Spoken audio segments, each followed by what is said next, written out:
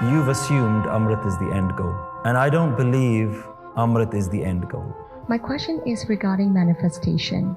Almost anyone who is teaching law of attraction is teaching you that if you gather more stuff in your life, you will be happier. As per Guru Nanak, we are all one and everything is one. Then who are we trying to please by worshipping?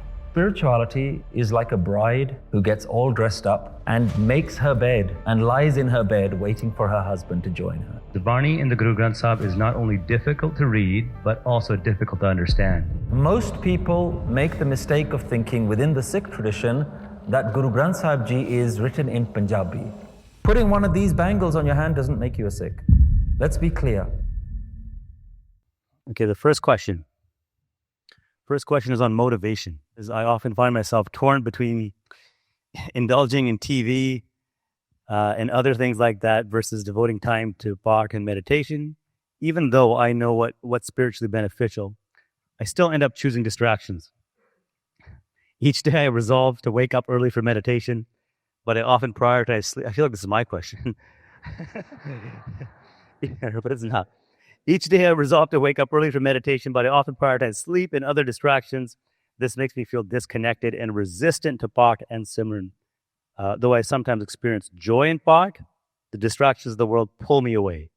How can I break this cycle? How can I overcome my internal conflict and maintain consistency for spiritual practice? It's a mouthful. I feel like that's even my question. That's a brilliant question. Thank you, whoever brought that in.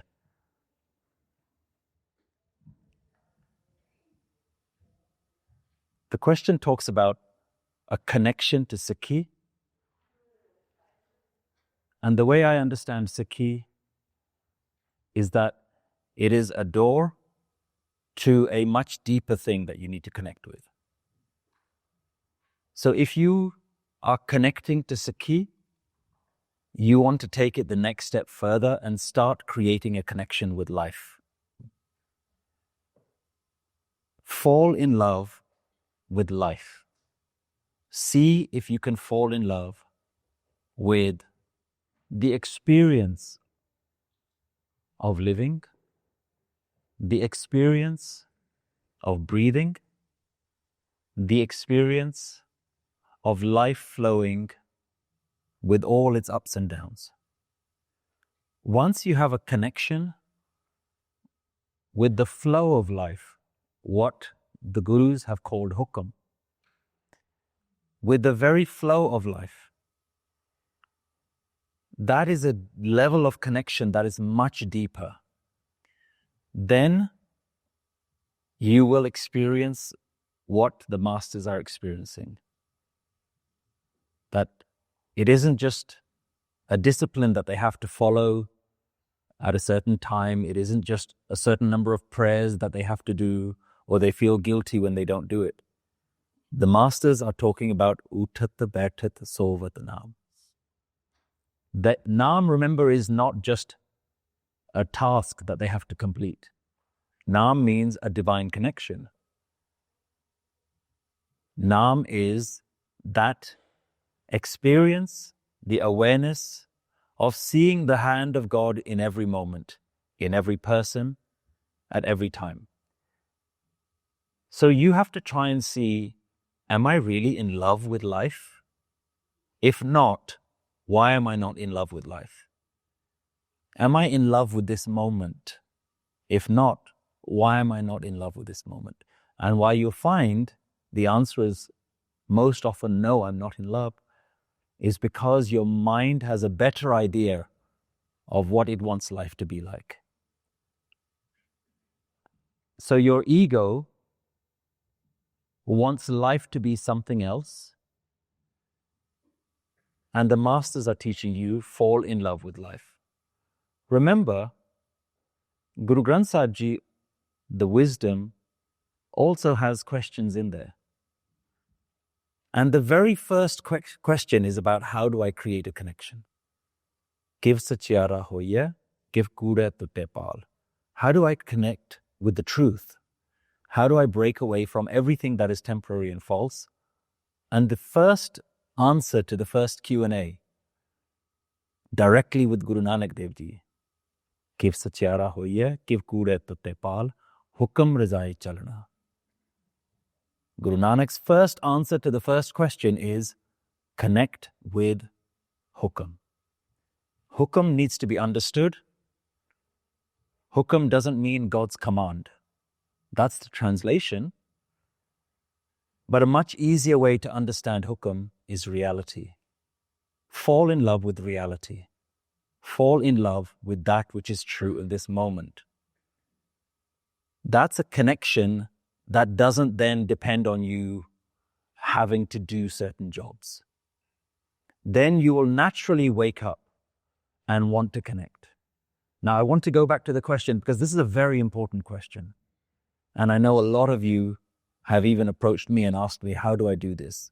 What should my daily routine be? I find it difficult to wake up in the morning. So what I say to that is, if you're struggling, I want you to ask yourself the question, what does help me connect? Ask yourself this question, when do I feel actually connected? What is it that I'm doing? Do I feel more connected in the Gurdwara? Then go do that. For me personally, Kirtan has had a very big impact on my life. That's spiritual hymns, spiritual songs, wisdom songs written by the Gurus. So adding wisdom to music has had a big impact on my life. So if you're struggling to connect, if you don't know what to do, think about what is it that helps, what's the easiest way for you to connect? And then do that. Wake up in the morning, don't feel restricted, oh, well, if I haven't done my part, or when I do it, it just feels lifeless, it feels meaningless. Nobody wants you to have a meaningless experience. Have a meaningful one. Connect.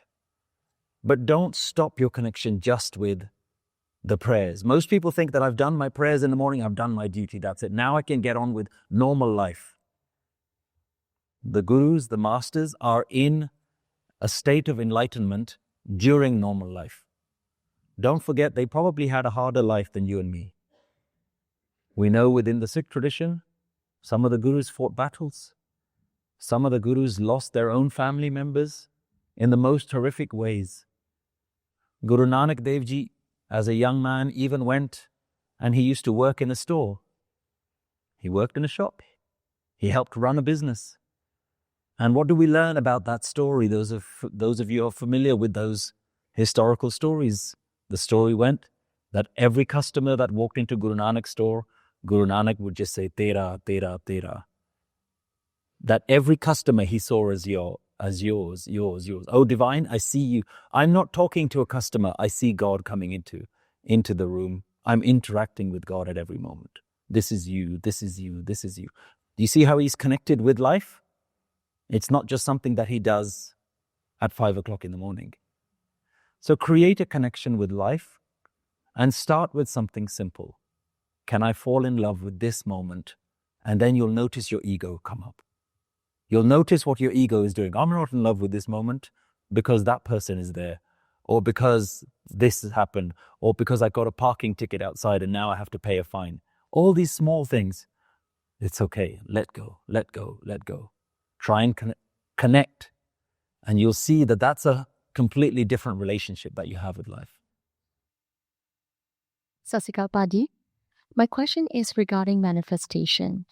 What's your thoughts about manifestation?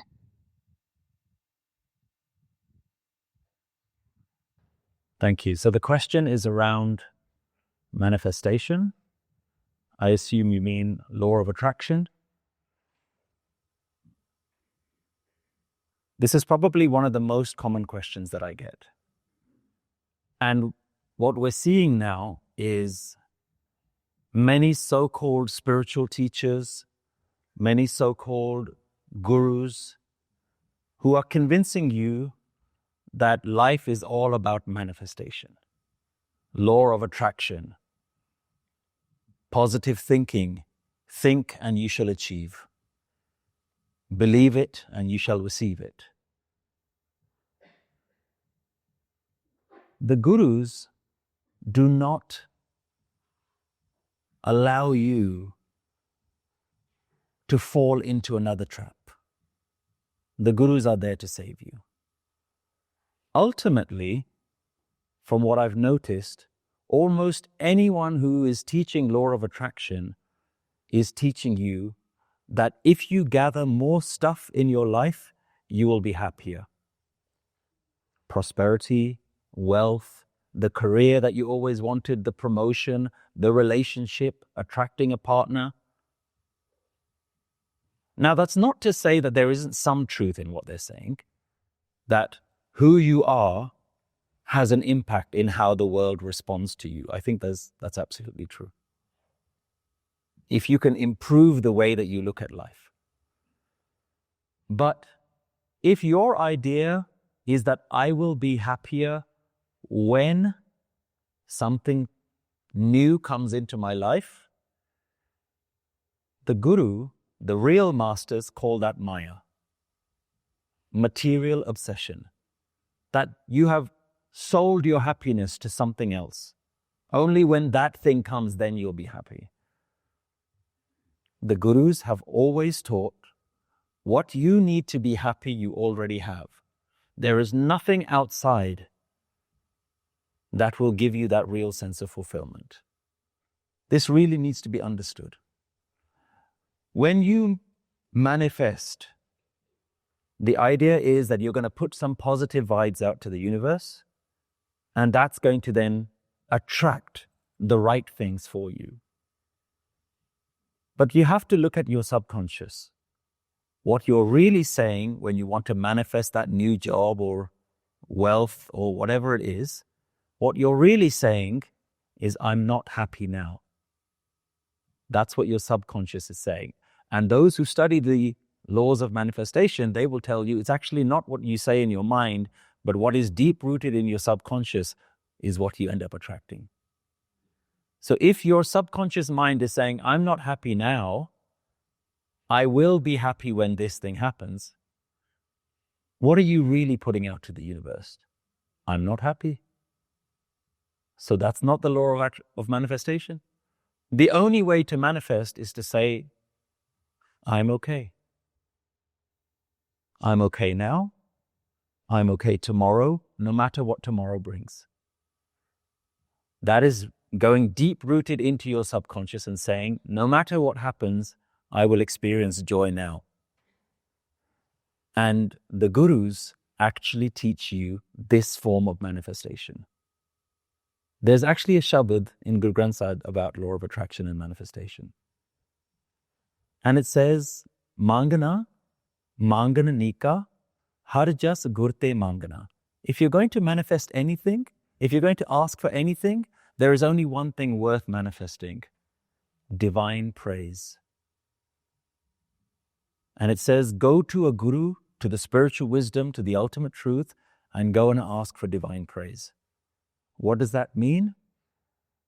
That the only thing you should do in this moment is not obsess about the next thing that you want to attract, or not think about the things that are missing, but take this moment as an opportunity to praise. Mangana, Mangana Nika. If you want to ask for anything, the only thing worth asking for is divine praise. And it actually follows up. It's a very interesting shabad. It talks about Tyagana, Tyagana Nika. And if there's anything you need to let go of your desires. Kam, Krodh, Lobh, Moh, Tyagana. Let go of your frustrations with life. What is the law of attraction? I'm frustrated with life right now. Right? I don't like what life is doing. I don't like what the divine is doing. I don't like what is happening in my life. Tomorrow looks better than today. That's what people are trying to sell you on. The Gurus are saying, this is a trap. It's a trap, sugar-coated in spiritual language, but it's a trap nonetheless. Have you found that spiritual teachings are great to learn, but not always easy to apply to your own life? Sometimes we all need a bit of support and guidance from people who know what we're going through and can help us find some answers.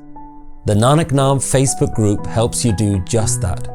It's an online community where you can ask any questions about life and get answers from other members of the group. Search for Nanak Naam Community Support and join our free Facebook group today. Sikhaji, So I've heard the term Nirgun and Sargun Roop of divinity. So is there a distinction in Gurbani like that? And if so, what do we need, or what aspects of the divinity do we need to focus on? That's a very good question. Thank you so much. So the question is around, I've heard that Gurbani talks about the divine having Nirgun and Sargun qualities. And which one should we focus on? So let's explain that terminology first. Nirgun means no qualities.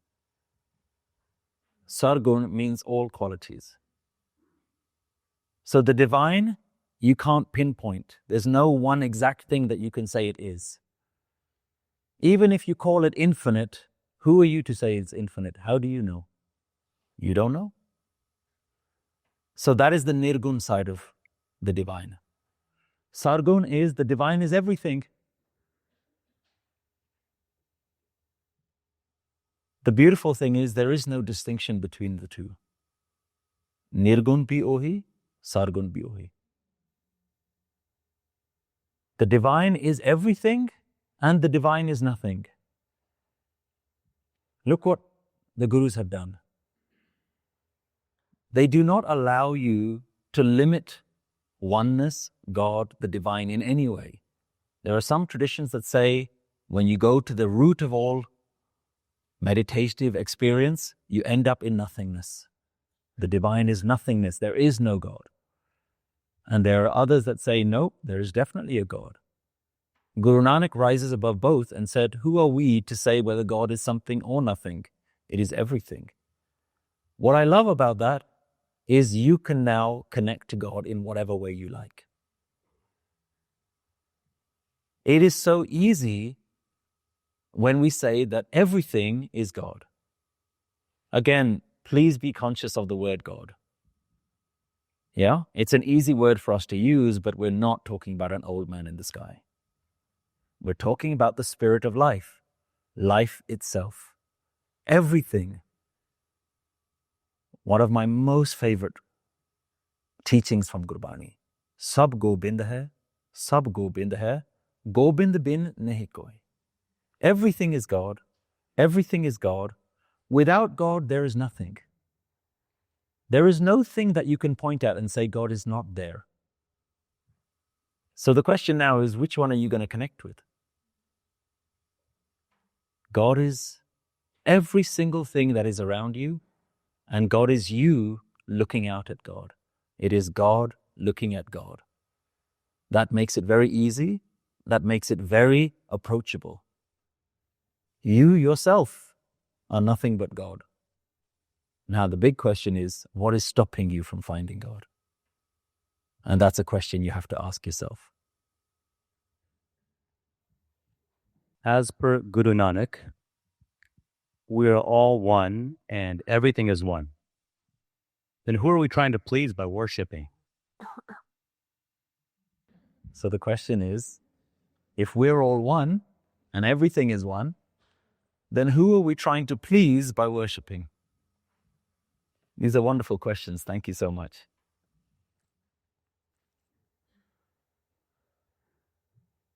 Everything is one, but you are not one. Everything is God, but you don't know it yet. You don't know yourself to be that one. You only know yourself to be you. Isn't that true? I am me. I'm not God.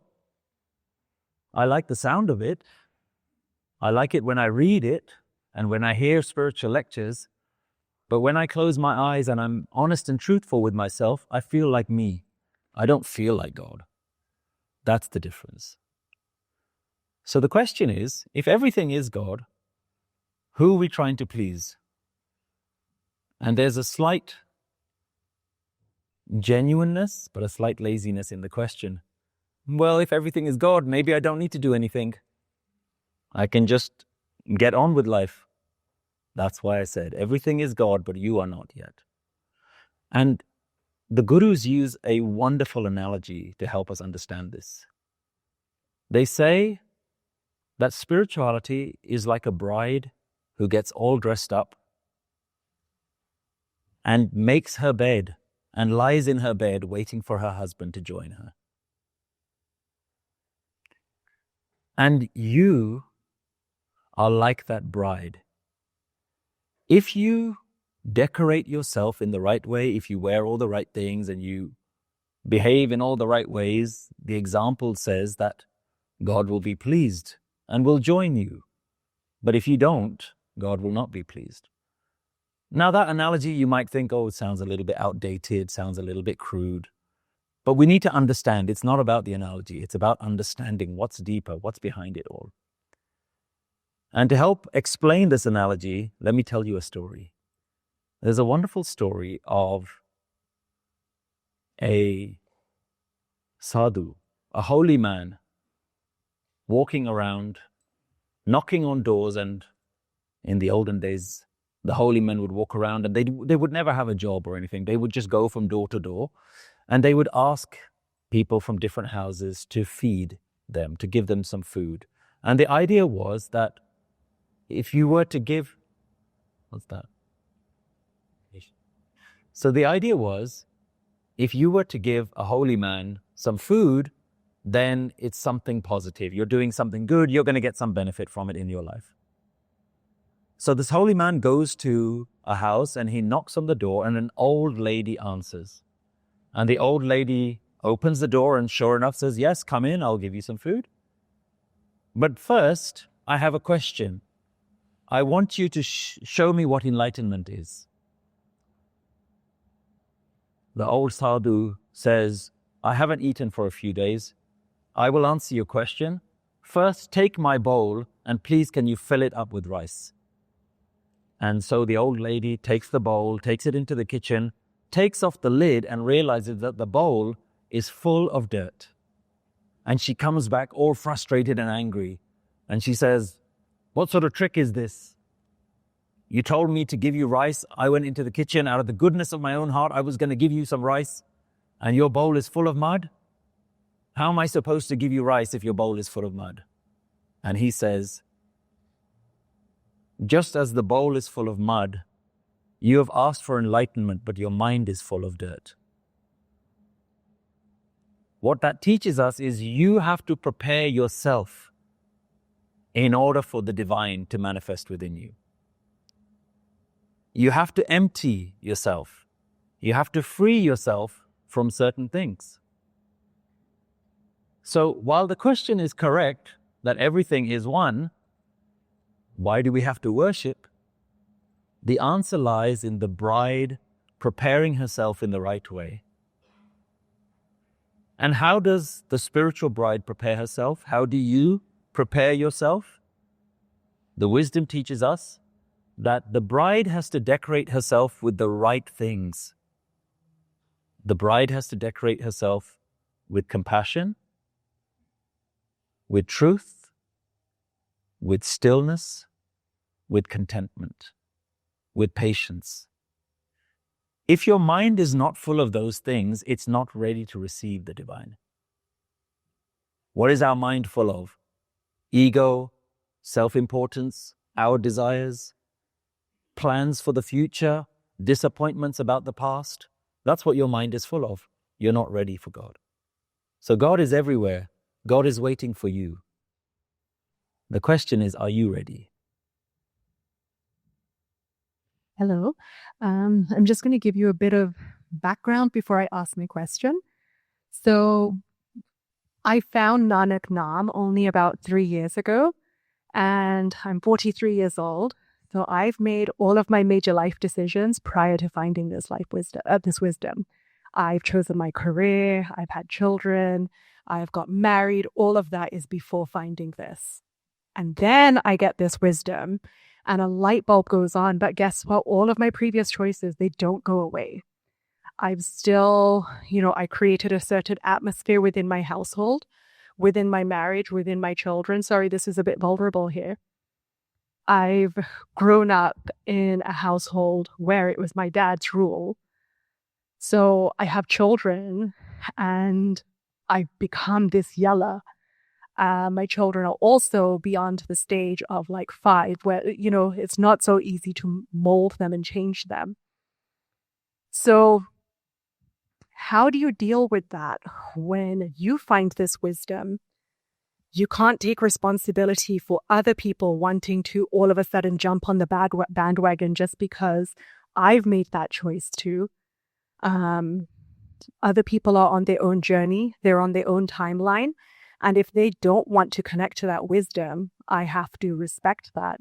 But how do you do that when it's with some of the most intimate relationships of your life? Because, when I'm doing the meditation, I can put all of those rocks to the side. But when I wake up or come out of it, I've got to get back to it.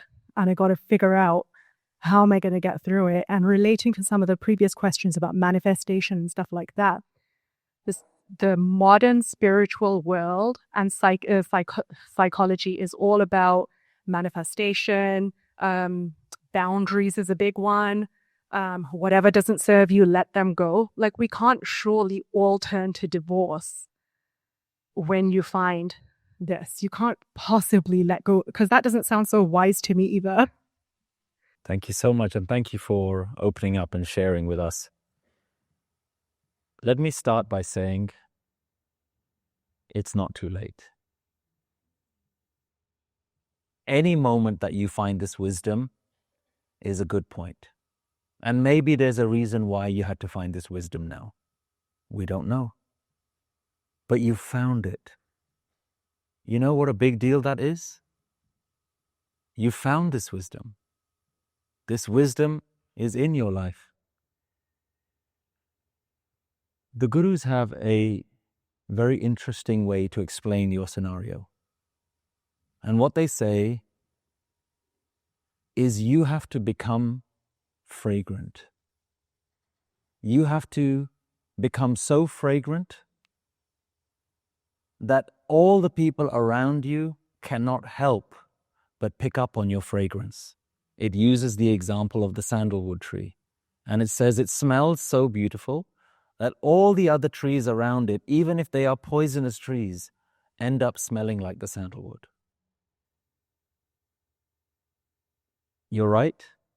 Sometimes there are people in our lives that we can't leave. And you're right to also think that that shouldn't be your first option. You have to try. You have to try to do whatever you can. But I would suggest your only focus is, if I found this wisdom, can I live this wisdom now? In my home, can I make myself a shining example? Not to change anyone. Can I first change myself? Am I really living this? Am I really showing the characteristics? It's almost as though you might want to ask yourself, what would my guru do in this situation? Because sometimes it gets confusing when we have to think of our own solution. There's one of the most profound spiritual teachings that came about 100 years ago in Christianity, and it was based off a book. And the teaching was that there was a priest who asked his community, his attendees to his church, he said, for 1 year, I want to set you a challenge. Don't do any action without first asking the question, what would Jesus do? And that had such a profound impact on the people that followed that teaching, that everything that you do, you ask yourself, what is the divine response to this? That's the only thing I want you to do. How do I act in this moment from my higher self? For me, I want you to take away the pressure that you've put on yourself to now somehow bring other people on board.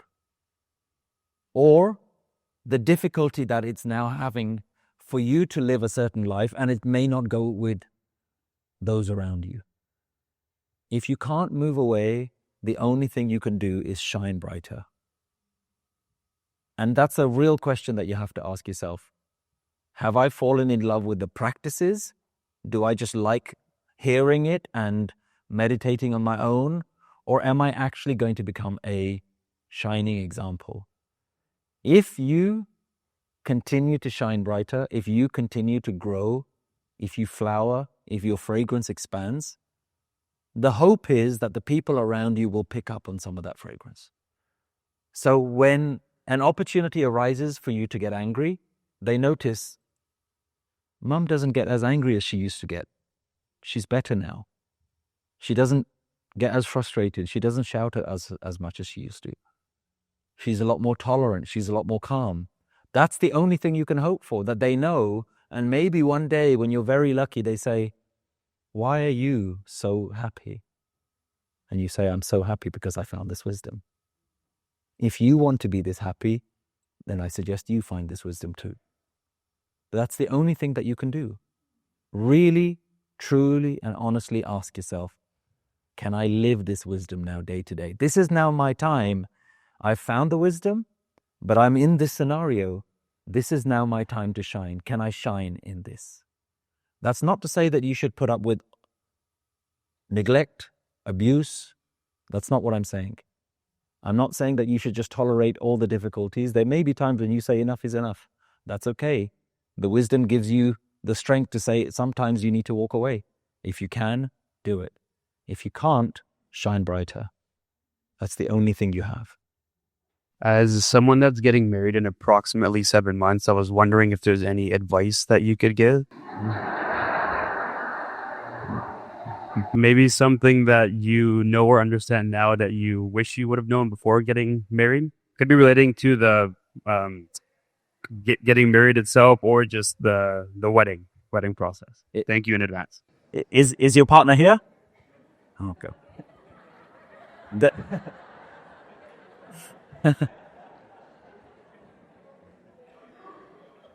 Everyone's laughing because half the people are saying don't do it.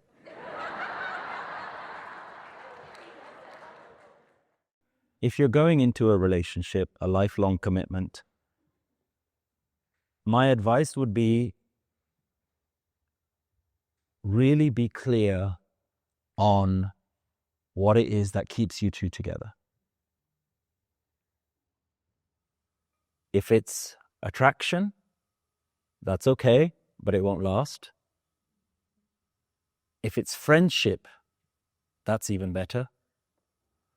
If it's values, that's the best. If the two of you share the same values, if the two of you share the same outlook on life, values is the one thing that is going to keep you going when difficulties arise. When you're faced with a difficult scenario, which will happen, it happens to everyone as life goes on, your level of attraction to the other person is not going to mean anything when you both have to deal with a certain scenario. Your friendship will help because you can work together as a partnership. But when the two of you look at life in the same way, that's how you know. In the Sikh tradition, it's called an Anand Karaj, a blissful union. And the only way to have a truly blissful union is if the two of you share the same values. If you look at life in the same way, which means that you will solve problems in the same way. Now, that's not to say that the two of you have to be exactly the same. My wife and I are very different in certain ways, and we're very similar in certain ways. The ways that we are similar, the things that brought us together, was the fact that we were both involved with Sikhi, with camps, with seva in the Gurdwaras. And so we knew that we shared similar values. When we sat down, we spoke with each other, we realized that we had similar views on spirituality, on life. And so that was a really good basis. She also happened to be my best friend. We were friends for many years. So we had that friendship side of things as well. So those are the things that are really going to help you. And then over time, as life becomes more and more challenging, what you find is if you have a strong partnership, the challenges of life don't break the partnership, they make the partnership stronger. Because the two of you are now working as a team to deal with the difficulties of life. So really the question you want to ask yourself is she on my team? Are we the same team? Or do we have these little small conflicts that realize that we're never on the same team? Be aware and have the bravery now to ask yourself those questions. It's a lot easier to ask these questions now. Are we on the same team?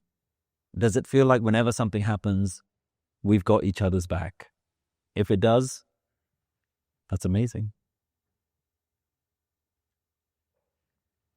This one's about the language used in Gurbani, in the Guru Granth Sahib Ji. The Bani in the Guru Granth Sahib is not only difficult to read, but also difficult to understand. My question is, why did the Gurus write in such a way that an ordinary person can't understand what it means? So the question is that the language of Guru Granth Sahib is so difficult. Why is it so difficult to translate? Why is it that ordinary folks can't understand these teachings? I think we need to look at a little bit of historical context and how Gurbani comes about. Guru Nanak was driven by a mission, and that mission was that all people deserve to have an equal chance to experience spiritual wisdom. All people deserve the chance to experience spiritual wisdom, spiritual enlightenment. At the time, spiritual wisdom was restricted to only people of certain classes and only if you knew the spiritual language. At the time of Guru Nanak, in India, spirituality was limited to one language, Sanskrit. And you could only be of the most elite class to even be allowed to hear this wisdom. That's how much of an unjust society Guru Nanak was facing. So what he does is he breaks all of the traditions and the norms and presents spiritual wisdom to people in whatever language they spoke. Most people make the mistake of thinking within the Sikh tradition that Guru Granth Sahib Ji is written in Punjabi. It's not written in Punjabi. There is one alphabet, a script or a font, but there are multiple languages. The way to understand that is if you look at English, French, Spanish, Italian, they all use the same letters of the alphabet, but you wouldn't say they're the same language. If you were reading English, it doesn't mean that you can read Italian, even though the letters are the same. Guru Granth Sahib is like that. The letters are the same, but there are multiple languages because Guru Nanak Dev Ji did not want you to now have to learn a new language to make your life more difficult. And for those who've studied some of the verses in Gurbani, some of the times the language is quite informal. It's quite casual, the language sometimes. Sometimes it's formal. And what that means is wherever Guru Nanak traveled, he would just figure out what is the dialect that people are speaking, and he would transfer wisdom to them in their dialect. Language should not be a barrier for you, is the lesson that we learn from Guru Granth Sahib. So Guru Nanak Dev Ji didn't write it in difficult language, he wrote it in the language of the people, which is what they spoke 500 years ago. Now, has anyone studied Shakespeare? Anyone studied Shakespeare in school? Yeah? Did it make sense? Made no sense, right? You had to get the English teacher to explain what every line meant. You could read it, but you couldn't understand it. Yeah? Shakespeare also lived about 500 years ago. And Shakespeare didn't write his plays for the elite classes. He wrote his plays to be as street performances for all people of working classes and all backgrounds. What does that tell you? When he wrote his plays 500 years ago, he wrote them in normal language that the commoners could speak. What's happened? 500 years later, the language has changed so much that you read it and you think it's very technical. You think it's very complicated. What's happened now is Guru Granth Sahib has become the Shakespeare. The language is the common people's language 500 years ago. And it's not one, it's multiple languages. It's even more complicated. Imagine Shakespeare wrote in English and Spanish and Italian and French. That's what Guru Granth Sahib is. But wisdom should not be limited to people who only understand a certain language. One of the reasons our organization exists is we refuse to let people tell us that you should only teach this in the ancient language, or you should only teach this in Punjabi. I can't do that because my Guru never did that. That's not the lesson he showed us. He showed us that it's available for all people. So, how does that help you with Guru Granth Sahib Ji? Firstly, if you understand Guru Granth Sahib Ji has multiple languages, I would first pick out the shabads that are easier to understand. So those of you who are familiar, if you notice certain shabads, I find Japji Sahib is quite complicated. The language is not that similar to what we speak. Anand Sahib, on the other hand, very similar to common Punjabi. Salok Mela Noma, quite relatively easy to understand. Remember, Guru Granth Sahib Ji is not a textbook that needs to be read from the start to the end. It's not written in that way. How do we read Guru Granth Sahib Ji in the Gurdwara?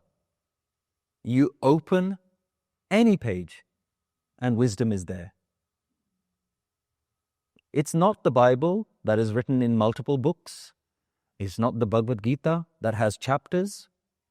It's a different way of transferring wisdom. Each shabad has everything you need. We really need to understand the beauty of what Guru Nanak has done. There's a beautiful teaching that says, Lok jane eh geet hai, eh to Brahm vichar. People think these are just songs. No, this is spiritual wisdom. Each song, if you take one shabad, one verse, and really dedicate your time to it, that shabad is enough for you. Find one that works for you. And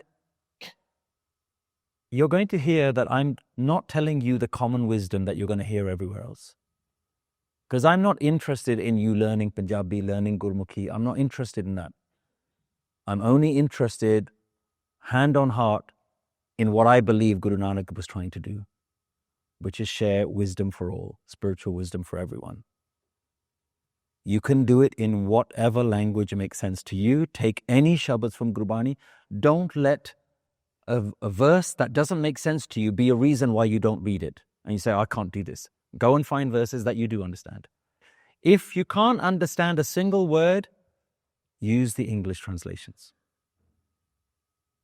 A lot of people like to say that the English translations are not good. I've spent time looking at the English translations. I would say my estimate is I think it's about 95% accurate, maybe even more. There are differences. There are some times when the English translation is not as good, but you will get 95% of the wisdom or more. That's pretty good for someone who can't read any of the language. And the only reason I can say that now is over time I've learned to look at the Bani and try and translate the original word and try and understand some of that stuff. And I use as many tools available to me as I can. So for those of you who are interested, even now, anytime I go to the Gurdwara, anytime Kirtan is on, I take the apps and I first look at the English just to get an immediate translation of what's being said. Because I think in English, that's my first language. Why shouldn't I listen to Guru Nanak's teachings in my language? And then I'll read it and then I'll look at some of the Punjabi translations. Some of the most popular ones are by somebody called Professor Satpal Singh. And in some of the apps, it's very useful because what he does is not only translate it into everyday Punjabi, he also does a word-by-word breakdown. That's how you start to progress your understanding, when you can start to really understand at a deeper level what these words mean. But if you don't, you will get most of the wisdom just in your own language. And I don't know, but I believe Guru Granth Sahib is now translated into multiple languages. I think there are Spanish and Portuguese and other translations as well. I can't speak for those. I don't know how good they are. I'm not that skilled that I know these multiple European languages. But the point is, spiritual wisdom is available to you. Please don't let language be a barrier. Start understanding the wisdom now. Yeah, I keep using these words very specifically. Understand the wisdom, understand the teachings, live the teachings now. And over time, if you want, you can continue to progress in understanding the technical language. But that shouldn't be a reason why you don't access the wisdom now. The wisdom is there to transform your life now. No matter how much of one language or the other you speak, no matter what background you come from, no matter how old or young you are. Guru Nanak Dev Ji really is trying to improve your life and really has phenomenal wisdom that can change your life today. Now the question is, are you ready? Sat Shri Akal, sir. Thank you so much for coming here with us in Canada. I've been waiting for so long to finally get to see you in person. So thank you. My question was basically from one of the points that you raised earlier is the first answers that Guru Nanak Dev Ji gives in Japji Sahib is Hukam Rizai Chalna, right? And there's oneness is what you explain in a lot of the videos that you say as well. And yet there are so many situations in life that we come across and there's a lot of confusion and there's multiple things that we feel like everything could be right? This could be right. This that could be a right thing as well. But there's times you're in so much of stress and confusion. So how do you deal with that and come to clarity in terms of oneness and hukam? So I think your question is around decision making. When life gets tough, how do you make decisions?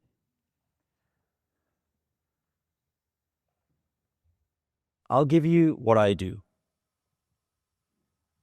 I happen to be one of those people that has a list for everything. I'm quite organized in that way. That's just my personality. Even to come here today, I have a list, things to pack, things that need to be done, jobs. That's just how I work.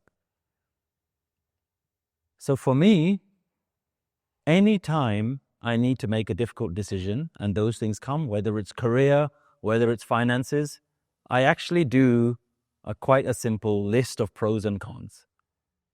That's how it makes sense to me. If I do it, here are all the outcomes. If I don't do it, these are the consequences. I'm one of those people that likes to be prepared and not surprised. So for me, even if I'm going to make a decision or if I don't make a decision, all right, what's the outcome if I don't take action on this today? This, and this can happen. So then I feel like I'm making a calculated decision. Now, I'm also going to give you the other side of the coin. And that's actually how my wife makes decisions. My wife is very different to me when it comes to things like this. And she listens to her heart at every moment. Whatever the decision is that she needs to make, she does not concern herself with figuring out all the different options. She listens to her heart in that moment. And one thing that I've always been confused with it, how do you know if that's the right decision? How do you know? Because in my methodical mind, analytical mind, I've calculated it all out. She says, I don't concern myself with whether it's the right decision. It is the right decision because my heart tells me it's the right decision. So two very different ways of looking at it. Her way makes no sense to a mind like mine. And my way, she can see makes sense, but she can't bring herself to waste the amount of time that I waste trying to figure out the answer to everything. So she's got too many things to do. She just says, I'll just decide what needs to be done. So I don't know if there's a oneness answer to that. I think it's really just made around your mind. Either way, whatever decision gets made is always hukam. Because that's a question that always gets made is, did I make the right decision? Did I go against hukam? And this is where we have to go back to Guru Nanak's teachings on this. Hukam hai andar sabko, bahar hukam na koe. There is nothing you can do that is outside of the divine will. Which is why I like to translate the word hukam to reality. Everything is part of the flow of life. Everything is part of the reality. So, however you got to the point where you made the decision, whether it's to go left or right, whether you made that decision purely instinctively in the moment, or someone like me, you calculated it all and you decided to go. That step that you've taken, that's part of the next page in the story of life. Nothing you do is outside of that story of life, that flow of life. God is always working through you. God is not doing anything to you. Life is flowing through you. So you are acting out God's wishes no matter what you think you're doing. Hukam hai andar sabko, bahar hukam na koi. The only difference is, when you make a decision, do you think you made the decision, or do you think life made the decision? Guru Nanak says, Nanak hukme je bujhe, ta homme kehna koi. If you really understood the flow of life, you wouldn't say that your ego was the decision maker. That's the difference. Why, Guruji? Thank you very much for coming into Canada, and we are really blessed your presence here and all the wisdom you shared, as well as the experience today you have shared. Entire my family, I want to thank you first for that. My question, before the question, I want to also mention, like, I've been trying to practice and listen to Kirtan, Kathas, and from last 2 years, 1.5 years to 2 years. And in first couple of months itself, I got a good clarity on what's the purpose of the life, and I will give credit to two people for that. One is Maskinji, because I listened to his kathas a lot in my initial phase. And also my wife, because she pushed me towards, because she practiced a lot, and she pushed me towards, the right things actually in my life. So I give the credit to both of them. With the Kirtan listening, like I spend like sometimes 3 hours, 4 hours, and it really helps me a lot with respect to Kami. My question really is, how do I monitor my progress? Is it I'm going into the right direction? First of all, how do I, because the end goal I'm aware of it, right? Will I get some kind of an experience at that time that, okay, yes, I achieved it? Or how do I see my progress is happening towards the right direction? That's my question. Thank you so much. That's a very important question. Thank you so much for your question. So the question is that I listen to Kirtan, I listen to Katha, I listen to spiritual wisdom, I listen to the explanations of it, I enjoy it, but how do I know if I'm progressing? What are the signs of progress? Progress is something that is so subtle that at one point you will turn around and look back and say, I don't know how I got this far. Don't ever think that you're not making progress. All this time that you've been listening is having an impact on you.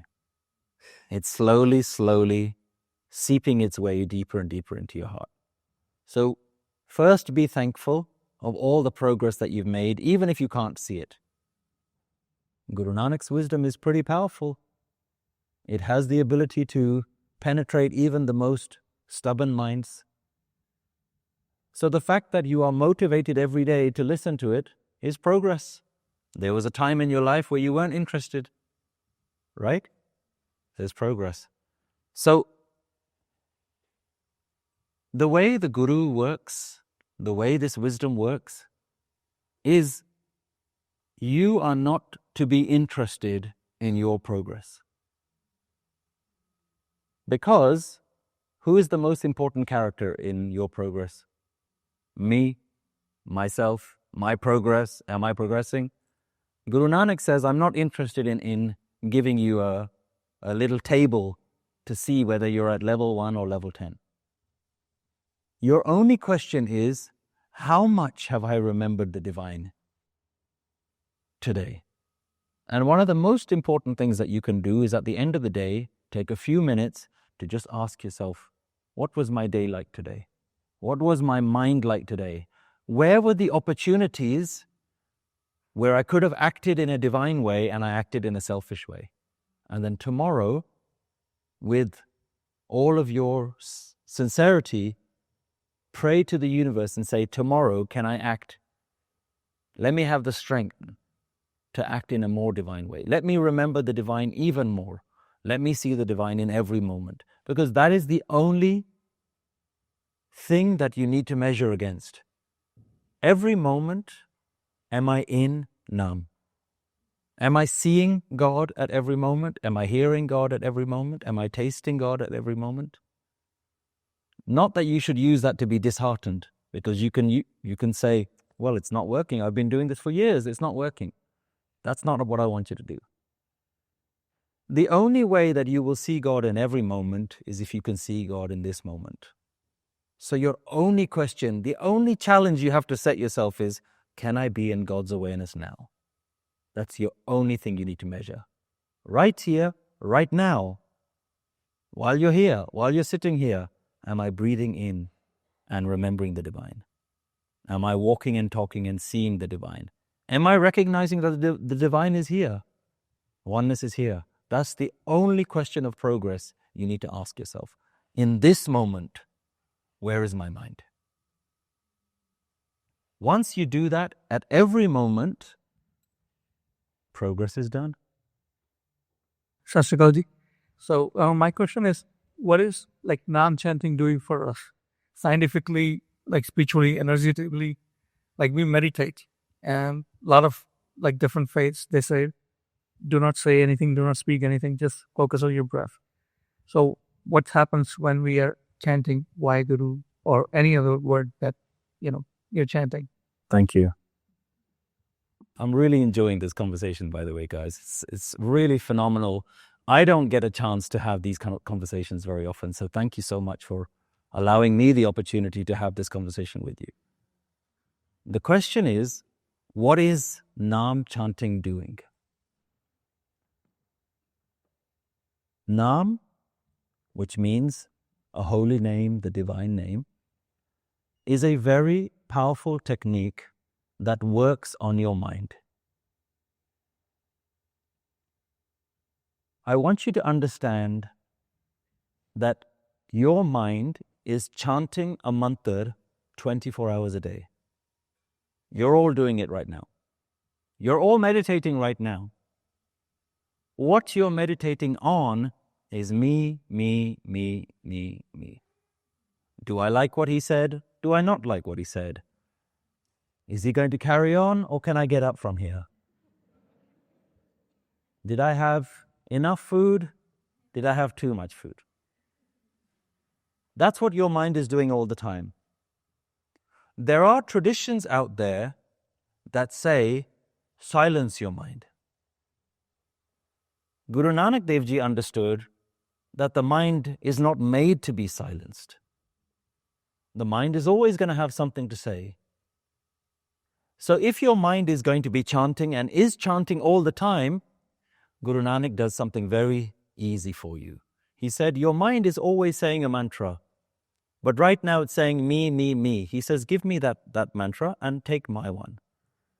My one is called Tu Hi. This is you, this is you, this is you, this moment is you.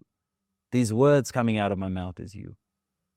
This light in my eyes that can see the world is you, and that which I am seeing is also you. There's a beautiful teaching that says, Katata Bhakata Sunata Soi, Aap Bichare So Gyani Hoi. The one who is speaking and the one who is listening is the divine. One who knows himself is truly wise. We think we know ourselves, but you don't. All you know is the noise of your mind. Whatever thought your mind is going to say next, you say, okay, mind, and you believe it. You've become a slave to your mind. The mind is your master. Naam Simran is you starting to reverse that trend. It's just putting a leash on the mind. Say, sit. Sit with one thought. You always have too many things to think about. You think you're so smart that you can think of 100 things in one go? Try thinking about one thing. So you're trying to not silence the mind. It's like a child trying to do 10 pieces of homework at the same time. And he thinks he's doing them, but he's writing the wrong answer on all of them. What would you say? You say, just do one. Do one and get one answer right first. That's what Naam Simran is. Right now, your mind is a labeling machine. And it is constantly labeling things. Even right now, we're all doing it. I like that. I like what he's wearing. I like what she's wearing. Oh, look at those. Oh, I wish I had one of those. Oh, I can't believe he's here. All of that stuff. Yeah? Your mind is doing that all the time. When is it going to end? All that stuff. It's chanting. Your mind is labeling things all the time. The Guru says you're giving it the wrong label. And the biggest thing that you have mislabeled is this, yourself. You've called this thing me. And he says, that's the worst label. And he says, take my advice and start relabeling correctly. This is God, this is God, this is God, this is God, this is God. That's what Naam Simran is doing to your mind. So this is a message on grief. There are a few attendees here that are experiencing a profound amount of grief from losing a son and a nephew. How do you manage such heavy grief? To deal with grief, as difficult as it's going to be for you to accept this answer, there is only one solution. In modern psychology, they say that to deal with grief, there are 5 steps to dealing with grief. Denial, anger, all of these sorts of things. The last step is acceptance. Once you've gone through all of these different steps, at one point you don't want it to happen, then you pretend I'm okay, then you blame the universe, why did it have to happen? Sometimes in grief we even blame the loved one who's gone. Why did you leave me? It's not easy. But when you come through that whole process, the final step is you're in a state of acceptance. And what you are taught is time is a great healer. Unfortunately, that's not accurate information. Time is not the healer, acceptance is the only healer. And acceptance can take as long or as little time as you need. But in the end, grief and the solution to grief is only acceptance. Now that's a very difficult lesson to hear when you're saying, should I just accept that my loved one is gone? And this is where you have to understand your mind. And I know that the people that are grieving right now may not be in a position to listen to this. So maybe this is for the people who have yet to experience grief, that you may be prepared. Those who are experiencing deep loss will feel that it is right for me to grieve. Because if I don't grieve, what does that mean about my loved one? Did I not love them? I am showing my love by showing you how much I miss you. But that is like stabbing yourself with a knife and hoping that the other person comes back. So you believe, rightly or wrongly, that in order to maintain that connection with the one that you've lost, you need to grieve. In fact, for some of us, that's the only way that we still feel connected. I feel connected when I miss them. If I don't grieve, should I just forget about them? That's why people don't understand the wisdom of acceptance, because they don't know how to grieve. When I say acceptance, when anyone says acceptance, what you hear is just forget about it. That's not what acceptance means. Acceptance, when it comes to grief, does not mean forgetting your loved one. It means remembering without pain. You understand the difference? Acceptance does not mean forgetting your loved one. It means remembering without pain. You never have to forget your loved one, but you can remember them with a smile. And the way to do that now, in this moment, is to remember their blessings. At any moment that you feel overwhelmed with grief, I want you to ask yourself, what am I thankful for that they had in their life? Isn't it wonderful that they had this in their life? Am I not so thankful that they had this in life? Focus on the blessings that your loved one had in their life. And that is going to help you. I'm not saying it's easy, and I never ever mean to trivialize how difficult the grieving process is. But I'm also not here to sell you a lie. The gurus, the masters, they've given us the solution to these things. Acceptance will be your healer, whether you accept now or whether you accept in years to come. Bear in mind, there are some people who don't accept for decades. I've had people come up to me and they come and talk to me about who they are and what's going on in their life. And unprompted, they turn around and they say, by the way, my father died 10 years ago. I didn't ask, but they bring that up. And you know what I realize when I hear that? Oh, you're still carrying that. This is a very important subject, and you do need to really understand what I'm saying. The question I want you to ask yourself is, how long do you want to carry the pain? That's the only difference. I use the scenario. Take this as the event. If the event happened recently, the event is here. If it happened a year ago, it's there. If it happened 2 years ago, it's there. If it happened 3 years ago, 5 or 10, 20 years ago, it's still there. It never goes away. It's always there. But there's a distance over time. But those who are grieving, they don't leave it over there. They leave it here. 5 years, 10 years, 20 years. The question I want you to ask yourself is, you cannot change the scenario. It's always going to be there. How long do you want to carry the pain? You can remember with a smile. You don't have to remember with pain.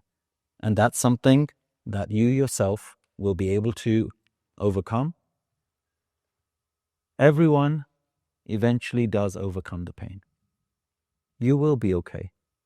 You will overcome the pain. The question you have to ask yourself is when. So my parents have taken Amrit, and growing up, that has been a goal in the path of my spiritual religious journey. I haven't taken Amrit yet, but maybe that's part of the answer to my question. We do follow the Rahat as best as we can. We want to set an example for our kids as the conversation comes up about why keys are important. My kids are 8 and 12 and going into middle school. There's lots of questions and peer pressure and everything. We have got only so far in our journey and are not the perfect examples or role models, but at the same time want to share with them to stay true to the path of Rahat and maybe Amrit one day. Can you share any guidance on navigating that? So the question is that we haven't taken Amrit yet, but I don't know what else to teach my kids.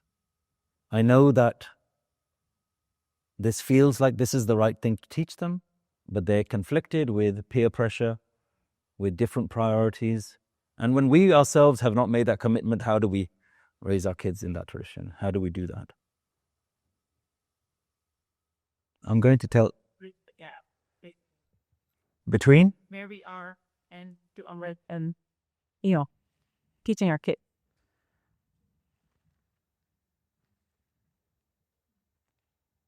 I'm going to tell you where you've made a mistake. You've assumed Amrit is the end goal.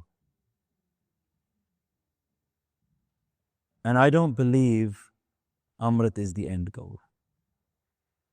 Most of us have made Amrit, which, for those of you who are not aware, is the baptism ceremony, I think people can call it in English. It's a very hard thing to but it's a ceremony of commitment.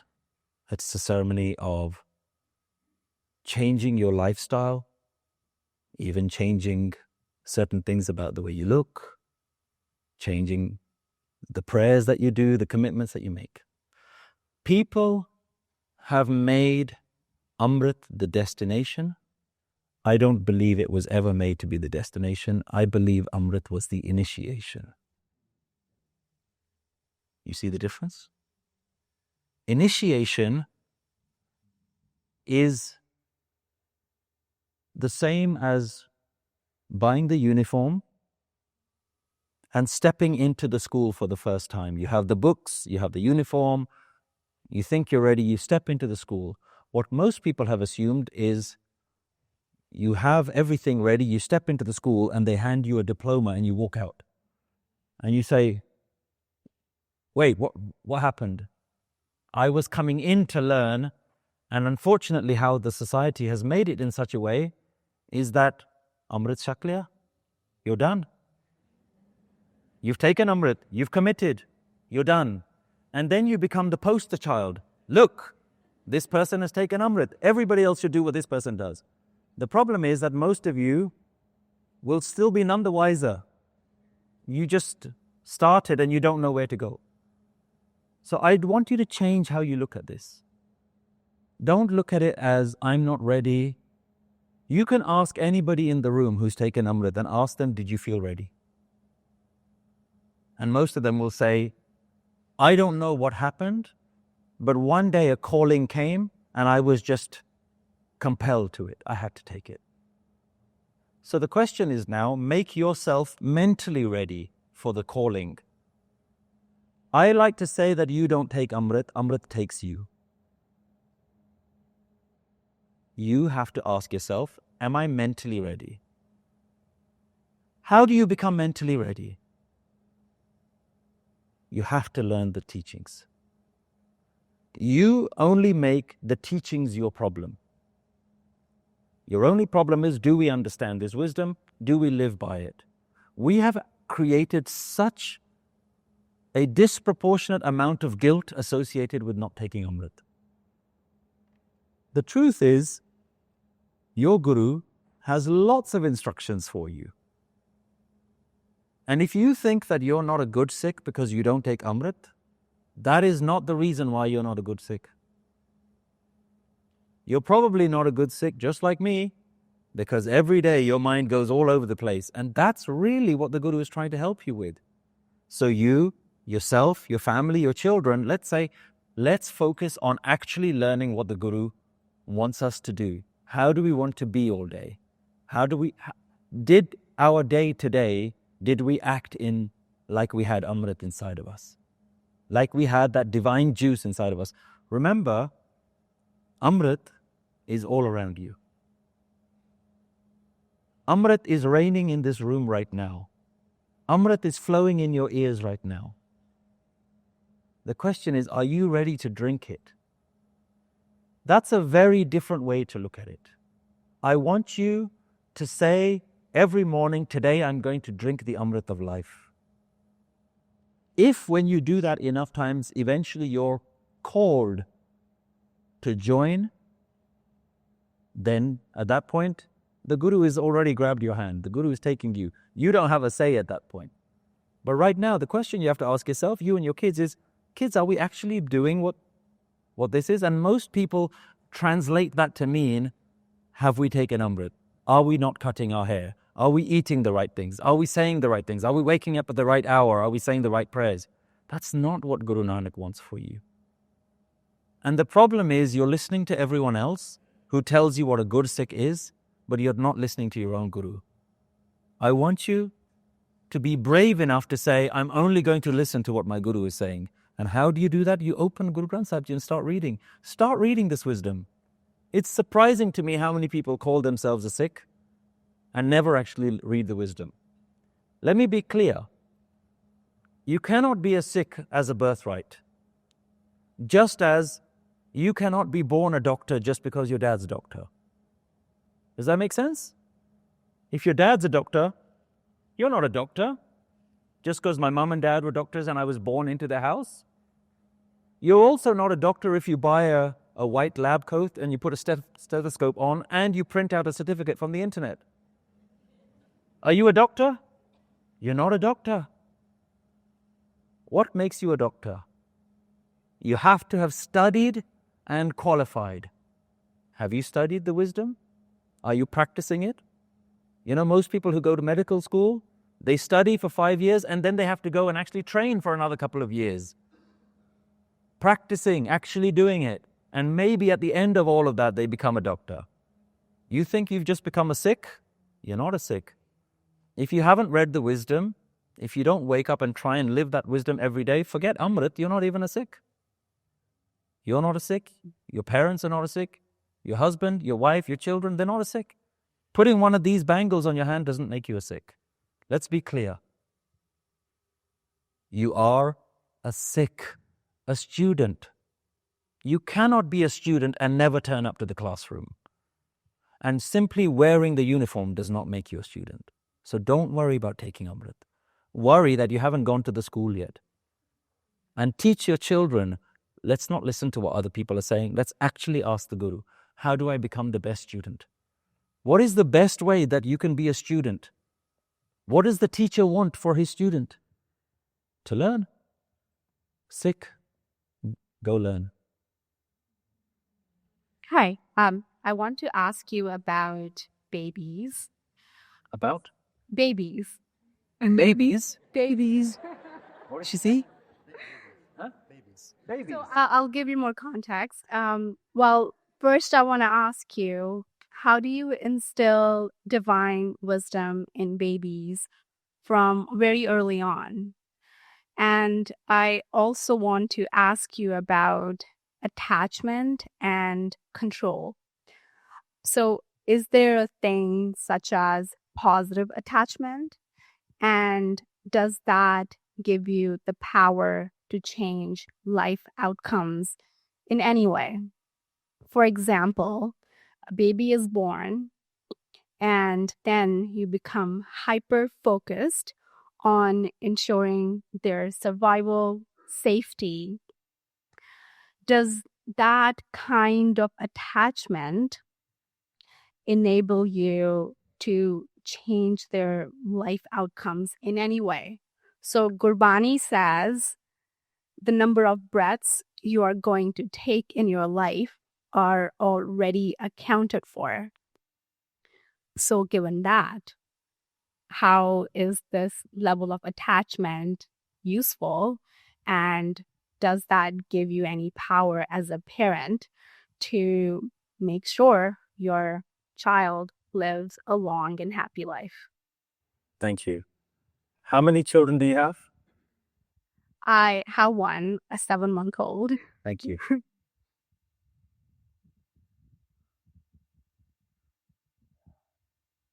The question is around influence. What influence does a parent really have? How much control can a parent have over a child? How many parents do we have in the room? How many parents have managed to control their children? 1 or 2?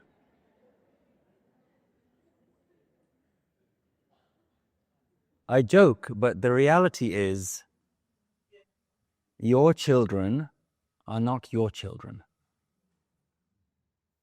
They don't belong to us. They're a gift from life, and your role is to raise them. Your role is to protect them.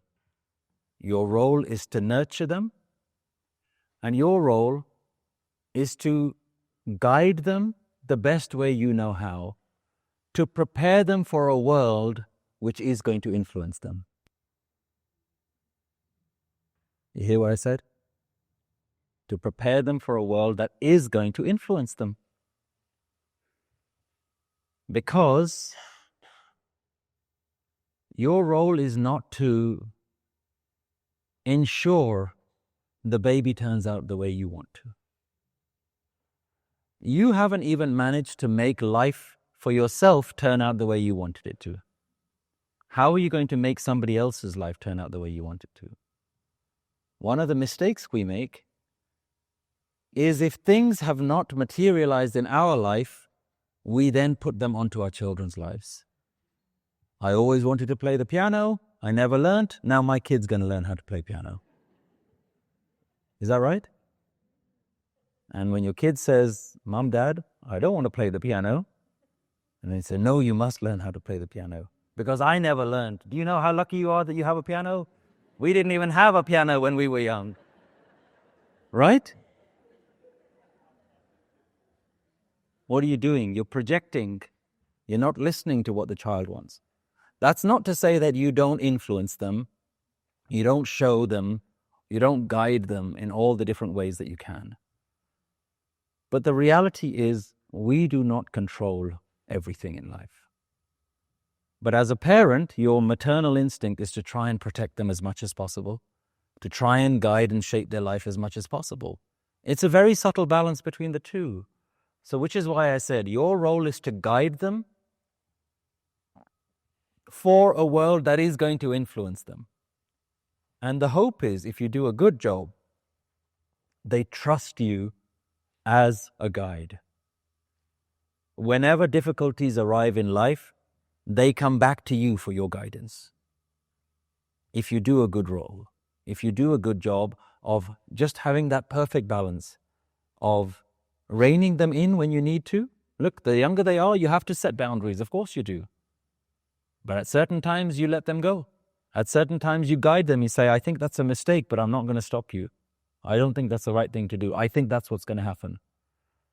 One of the things I used to and still say to my boys, I don't want you to see me as a parent. I want you to see me as you 20 years from now. Everything you're going through, I've already gone through it. You can ask me and I would have gone through it already. I want you to understand that I am you 20 years in the future. Imagine you met yourself 20 years in the future and what would be the questions you would ask? How is life going to turn out? What about this? What about that? Did I make the right choice here? That's who you should be as a parent, in my opinion. You ask 10 different people, you're going to get 10 different answers about parenting. So you can't control the outcome, but your role is to be the best guide that you can be. Welcome to Surrey. Thank you. Tera pana meetha lage, jire rangan ch rakhda. We hear that and we abide by that. I support women and children fleeing violence, and I witness pain every single day. And the more you support, the more you witness, the more you realize how much more is needed to be done. And sometimes you do question God, like, where is God? Innocent children, innocent women that are coming through our doors. It's what...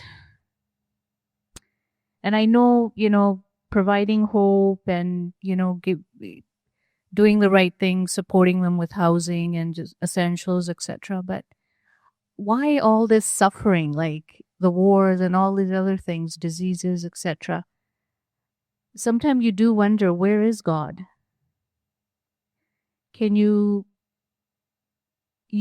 maybe you could meditate and you could find peace, but how do you provide to the world, or how do you provide to a woman child who just lost her home and has no hope? Thank you. Thank you for the work that you do as well, and thank you for that really important question. The question is, in a world full of chaos, sometimes you do ask, where is God? Look at all the tragedies that are happening, look at all the wars, look at all the distress. How can there be a God that allows such devastation and difficulties? And how do you help someone? You can't just tell them to be okay with it.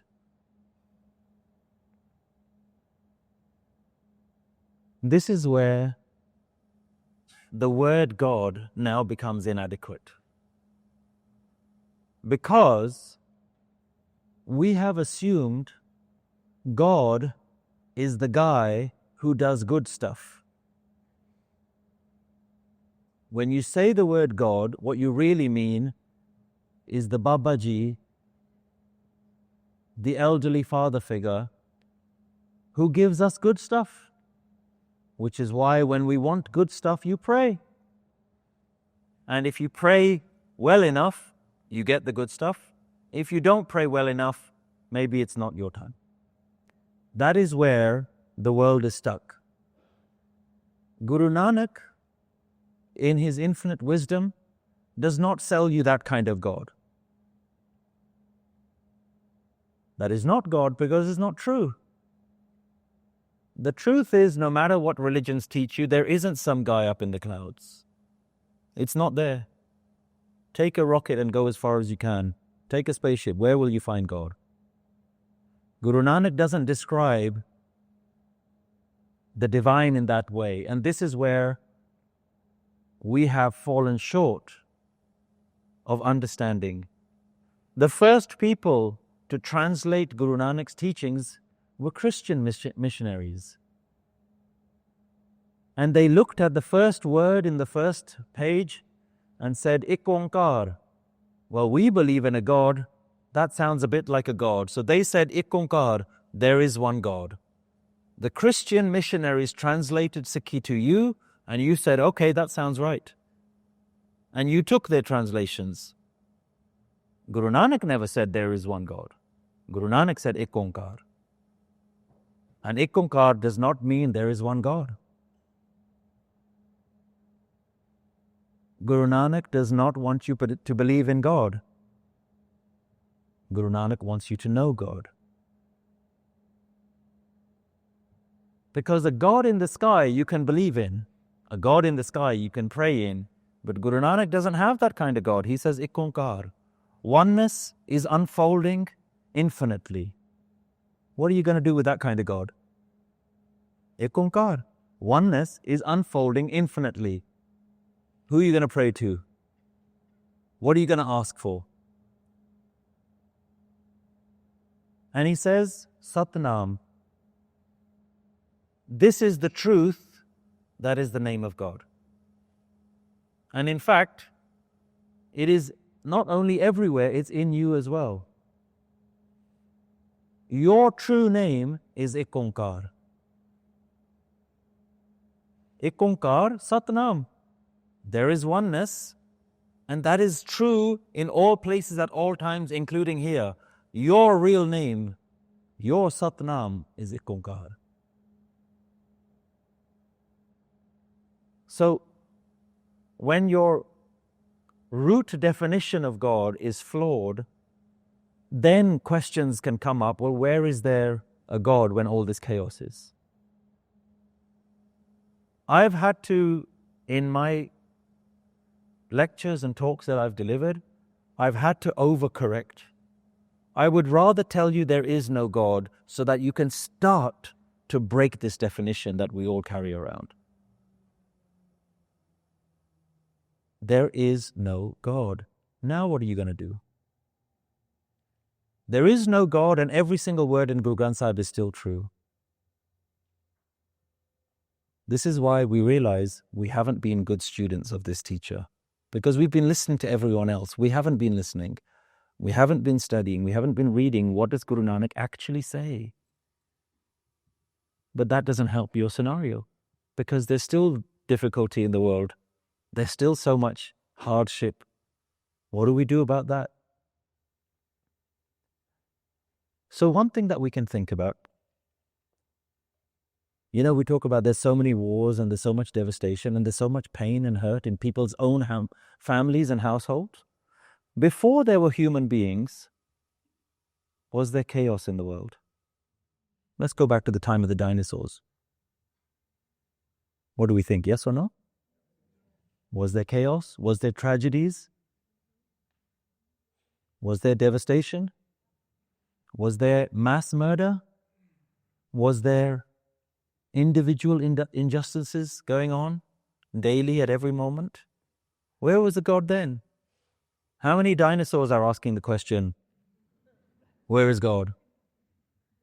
It's only the human mind that asks that question. And unfortunately, the real wisdom should teach you that is an inaccurate question. That your question is based on a God.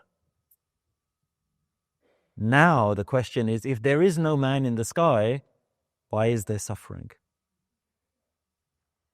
And unfortunately, human beings have an untold ability to create chaos and suffering to other human beings. You know what's really painful? Is that when we come across these things, we say to ourselves, I would never do that. What kind of person would do that? Because that's your compassion speaking. One of the most important lessons that we learn is only hurt people hurt people. Only people who've gone through their own tragedies in their own life have lost all their compassion that they can do that to someone else. This is where it's very difficult to try and help. The first thing that we have to do is your opening line. Can I accept in every moment? Tera pana meetha lage. At every moment, can I be in a state of acceptance?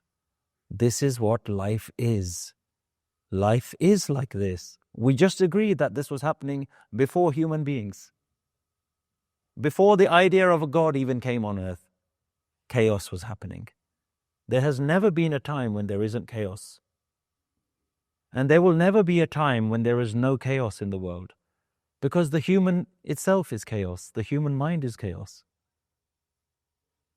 Can you be in a state of acceptance, this is what life is, and still have the courage to stand up and do something about it? I want to drill this point home again and again because a lot of what I've talked about is always about acceptance. And I need to make this clear every single time. Acceptance does not mean inaction. They are two very different things. You can still accept the situation and accept the fact that you have the power to do something about it. And you are doing something about it. You are helping. Do you believe that you're going to get to a point where there is no chaos in the world? Do you believe that there's going to be a point where there is no human suffering and no devastation?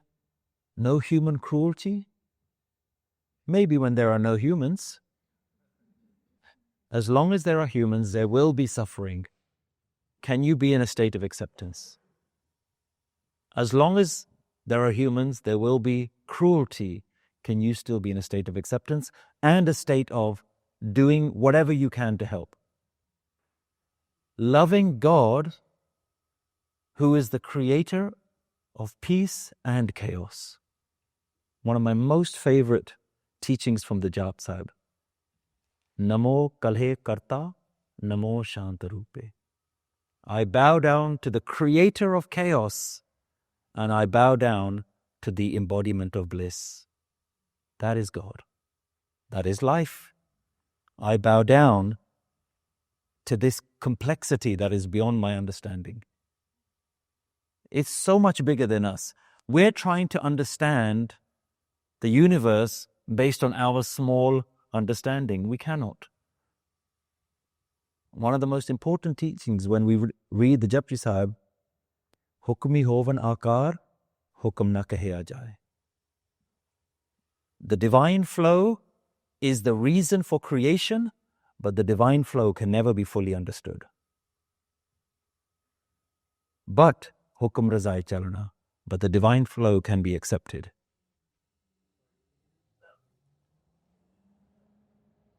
So in the Japji Sahib, it says, Hukmi hovan akar, hukum na kahiya jaye. The divine flow is the cause of creation, Hukmi hovan akar, but the divine flow can never be fully understood, can never be fully explained, can never be completely captured by our mind. But hukum can be accepted. Hukum razai chalana. All you have to do is walk in alignment with reality as it is. And right now, reality is telling you chaos is happening. How can I help? What power do I have to help? You cannot get rid of chaos. You cannot get rid of cruelty and devastation. But you can help where you can, and you are. Thank you. Hi, Satsuya. You actually helped me a lot 5 years ago. We actually lost our daughter, and I reached out.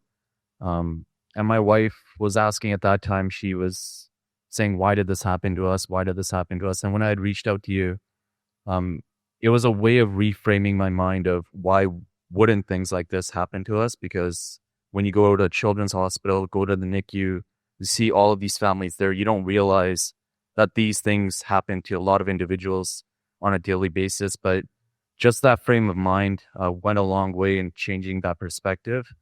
But the one thing I wanted to touch on was in society now, and even like with my wife, how we went through, because we ended up having an abortion the year after because that baby had the same condition. And then now we have a healthy baby boy, so don't worry, everything's good. But I just wanted to say that for individuals, especially our generation, anxiety, depression are very prevalent. For my wife, she looks at a lot of the past traumas, uses that to shape her decision making on, oh, like, what if this happens? What if this happens? Like, it's kind of fixated, even though it's happened years ago, as you had mentioned, it's a bit of a distance, but that thought process is still there. And then, as you know, social media has taken a huge lens in people's anxiety and depression as well. I'm just hoping you can touch base on that, because I feel like a lot of individuals, and especially in our society, are being affected by these things, but they're not as open to having those conversations. That's a really important question. Thank you for that, and thank you for sharing. The question is around anxiety and worrying for your loved ones. What if it happens again? What about this? What about that? I'd love to tell you that there is a magic wand that you can wave that's going to somehow get rid of that. And the only magic wand is you changing your mindset. Reality is that you want to be reassured that nothing like that is ever going to happen again. That is what your mind is looking for. Assurances. Your life is not going to be like that anymore. You're going to be fine. You've dealt with all the difficulties. Now life is going to be plain sailing. And no one can give you those assurances, because that's not reality. And if anyone does try to say that do certain prayers or say this or do this or whatever and you'll be okay, they're lying to you, because they cannot tell the future. So what can you do to protect yourself?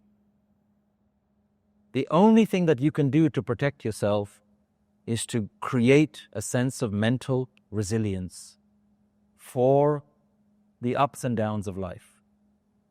And the way that the Guru does that, and the difficult way that the Guru does that, is it says, be willing to let go. At all moments, be willing to let go. It's what our talk was about earlier today. Are you willing to live in a world where ups and downs can and do happen? Are you willing to live in that world with a smile on your face, with the courage to know that tomorrow something may happen? That's the difficulty. What you're looking for is reassurance that nothing's ever going to happen to you or the ones around you. And that is a delusion that you're looking for. And real spiritual masters are not here to sell you a fairy tale. They're here to sell you a coping mechanism for the ups and downs of life. Life will be up and down, but your emotions do not need to be up and down. Does that make sense? Life will go up and down. That's a guarantee. I'm doing you more favors by telling you that life will be up and down, rather than trying to sugarcoat the situation and say that it'll never happen, this won't happen. You know yourself from the difficulties that you faced. But understand that this tradition is not about praying away your problems. This tradition is about mental resilience.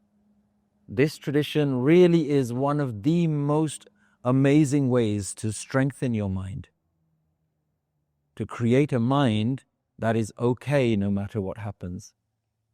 Because if you look at the Gurus' lives themselves, they went through incredible ups and downs, incredible loss, torture, devastation, wars, on a scale that we could never even imagine. Yet, they had a mindset that said, at every moment, I'm in divine praise. And that comes down to one thing. There is no part of you that feels like life owes you anything. Every moment and everything that life has given you is a gift, but you're not owed any of these gifts. At every moment, every single gift is going to be taken back. Can you be okay with loving the gifts that you have, knowing that at any point these gifts are going to be taken away. That's a mindset. That's the Guru's mind. Our own mind doesn't know how to do that. But if you replace your thoughts with the Guru's mind, and it's literally what the Guru does. He says, give me your thoughts, they're not your best friend. Take mine. Take your own ego mind away, give it to me. And the Guru says, take my mind, Gurmat. Give me your manmat, your ego mind, and take my Guru mind. That's the only thing that this tradition is doing for you. It allows you to learn how to think like a Guru. Not to change life, change your mind. If you change your mind, you change your life. I've got one here from another email. It's about similarities in the wisdom in Gurbani.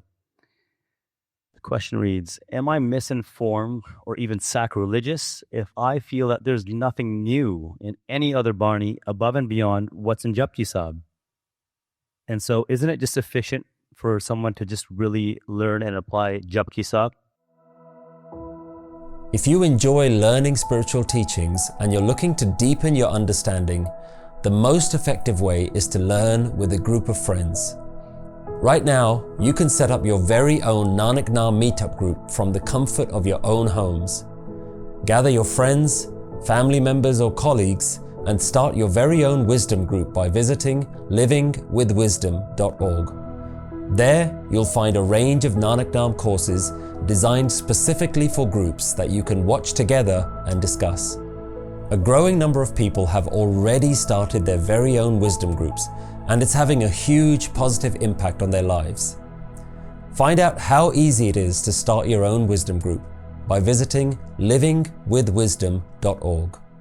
So the question is, am I wrong in thinking that the rest of Gurbani is just repetitive and there's nothing new to learn except what's in Japji Sahib? And if the answer is yes, can't I just learn the one thing? Yes, you are misguided. The whole of Gurbani is not in Japji Sahib, it's in one word, Ek Onkar. That's it. Are you able to understand that fully? In its entirety? In its entire depth? Then you don't need to study anything else. If the answer is no, then you need to carry on. What I love about this tradition is that they literally lay out the structure. It says that there is first a seed. You know how the entire tree grows out of a seed? If you want an apple, do you eat the seed? No, right? You have to plant the seed. You have to put it in the right soil. You have to water it. You have to wait for the sunshine and the rain. You have to give it the right seasons. And eventually it grows. And eventually you get to the apple. What we want is the fruit, but we don't want the effort. The truth is, you don't need to know anything more than Ek Onkar. That is the seed. From that seed comes the Mool Mantar. From that Mool Mantar, which is the root, Mool means the root. This is literally the language that the Gurus use. There is a Bij Mantar, there is a Mool Mantar. The seed, then the roots. Japji Sahib, as I understand it, is like the trunk of the tree. Yes, everything is there. But try and understand Japji Sahib. It's a lot of work. It uses complicated metaphors, analogies. So if you can't understand it all, then it gets slightly lighter and easier. That's where you have the different branches of the tree, which are the different subject matters that are covered. And then at the end of those, you have the leaves and the fruit, which is like the individual teachings, individual shabads, concepts. But we mentioned before that Guru Granth Sahib is not structured like a textbook. You don't have to read it from the first page to the last page. That's not how it's structured. And the truth of the matter is, any Barni that you read has the entire spiritual wisdom locked within each Shabad.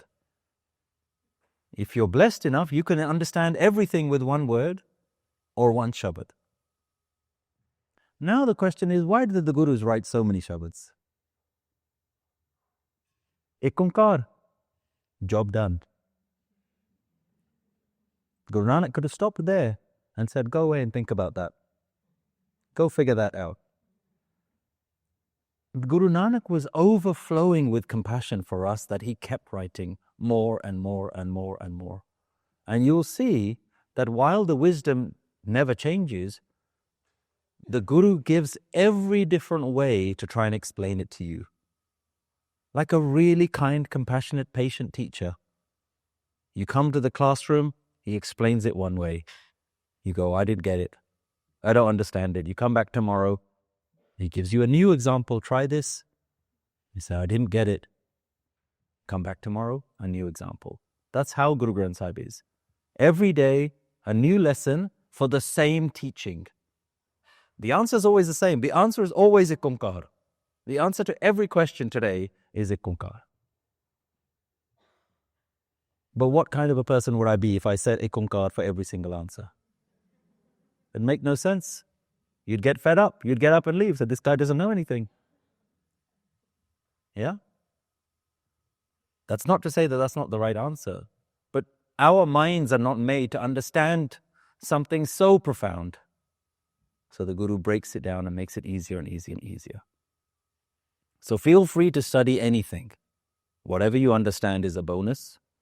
But don't feel like you're somehow limiting yourself by reading the other Shabads. You're only making your life easier. Access as much of this wisdom as possible. Don't restrict yourself. And one of the things I love about this tradition is it's not from page 1 to page 1,000. Anywhere, start anywhere, open anything, start doing it. But I'll end with this. You're not going to get all the answers by reading. Just like you cannot learn how to swim by reading a textbook on how to swim. At some point you have to get in the water. At some point you have to flap your arms and legs around. At some point you have to take the Guru's teachings and put it in your life and in your mind and say, am I going to live from this state of oneness? Or am I going to continue to live from my ego? Remember who you are. You are ego. You and I are ego. And the clarity that you need is ego doesn't mean my bad self. Otherwise, if I say you are ego, you say, no, I'm not. I'm quite a good person. I do charity work. I look after my parents. I don't harm anyone. I do this, I do that. I'm not an ego. That's not what ego means. Ego means I am me. I am myself. That's who you are. You are, the word that the Guru teaches us is ahankar. It's a very beautiful word. And for those of you who want to go a little bit deeper, ahankar. Let's look at the word. I am maker. Ahankar.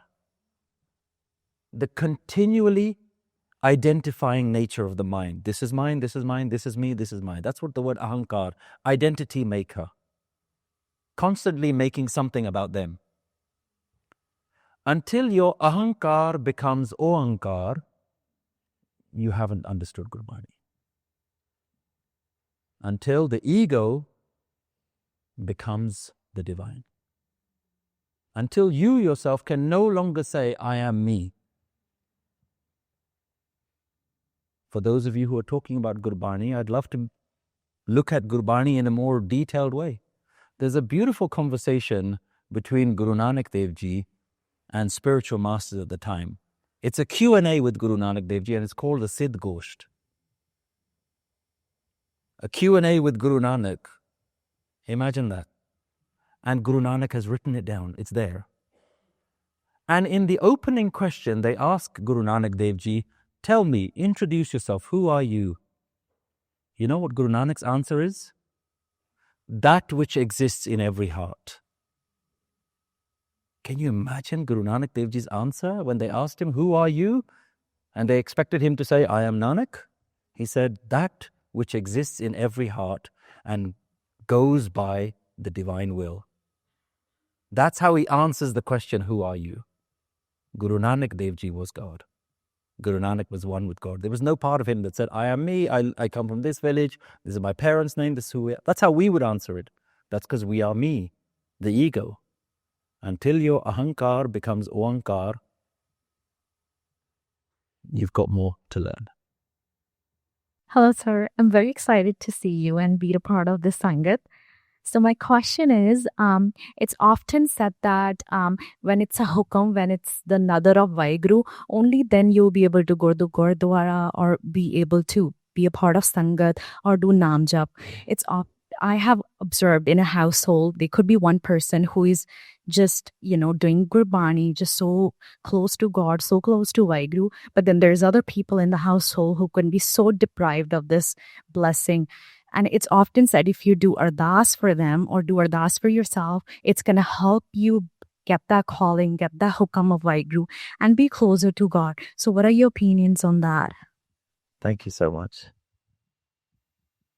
So the question is around, there are people in our homes who are connected, who have a connection with this tradition, with this wisdom, and then there are others who aren't. And how does God's grace work? Like, how does God decide who gets the grace and who doesn't? And can we do something about it? Can we do ardas for ourselves? Can we do ardas for other people? Again, I'm going to make something very clear. Every answer that I give you is not Guru Nanak's answer. It's the answer that I've understood until now. If I come back next year, I could give you a completely different answer. I reserve the right to change my mind. What does that mean? I'm only going to be able to answer it as I've been blessed to understand it in this moment in time. The same question you could have asked me 5 years ago, I don't know what I would have said. And what I will say in a few years, I don't know. But in this moment in time, this is my understanding.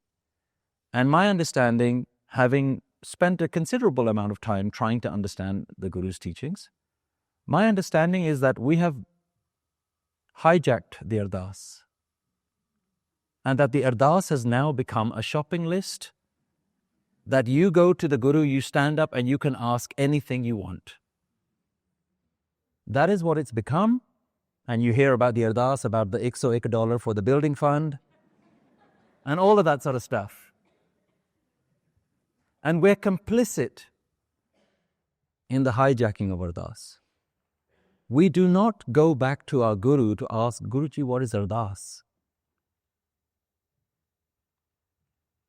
There is, as I understand, no room in Guru Granth Sahib for you to ask for anything except Naam. Guru Granth Sahib Ji teaches you ardas, which means a prayer you put out to the world, you put out to the universe, you put out to the Divine Spirit. And it says that you can only ask for one thing. This is a technique which can't work for anything else.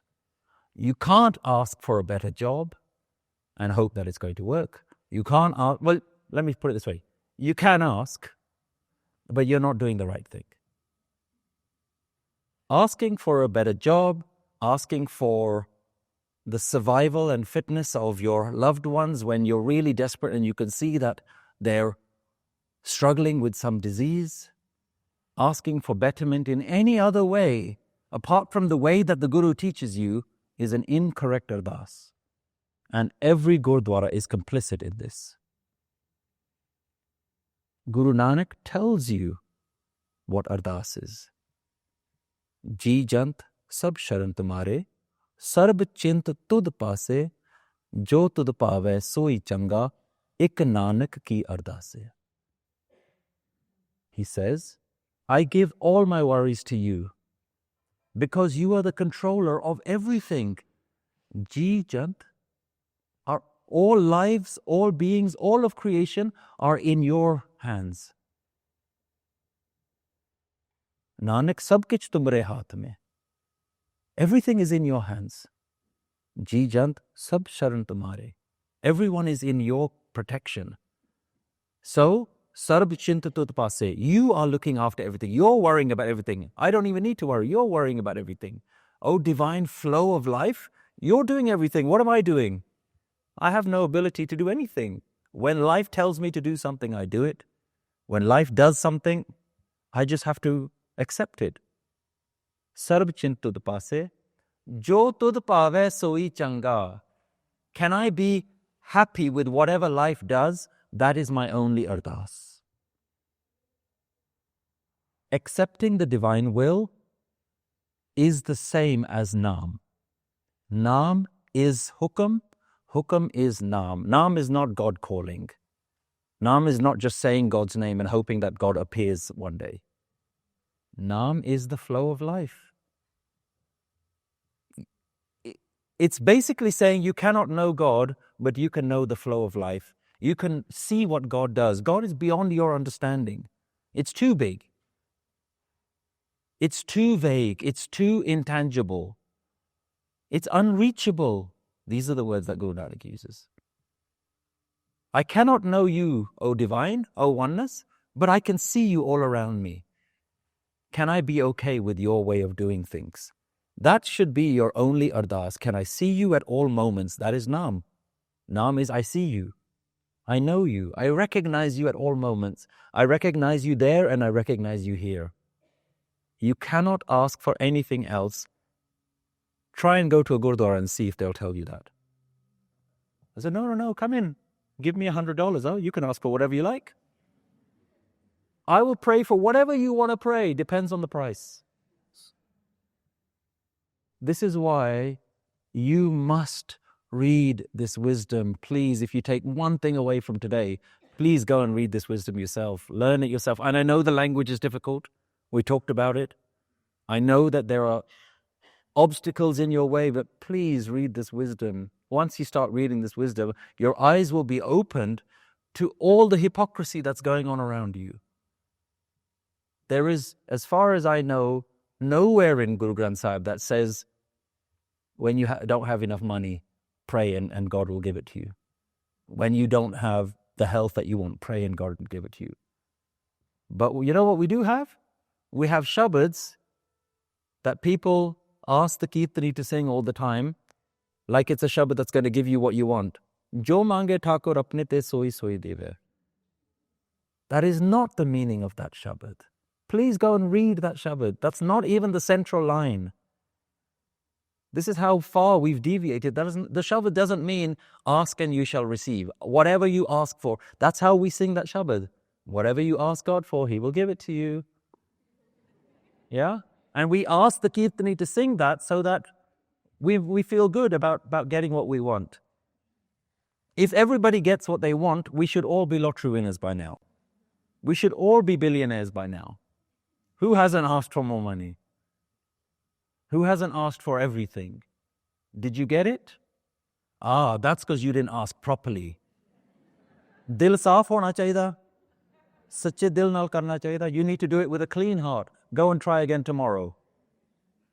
That's the nonsense that you're being taught. I'm sorry, but you are. Because we're not reading this wisdom. We're relying on other people. Even people like me. You're relying on me to give you the right answer. I could be telling you all sorts of things, and you feel good because you think you're listening to the right interpretation. Don't listen to me. Go read it. Guru Nanak Dev Ji literally gave you the wisdom in your hand, said, here, it's for you. And right now you can download it on your phones. You don't even have to get up from your room.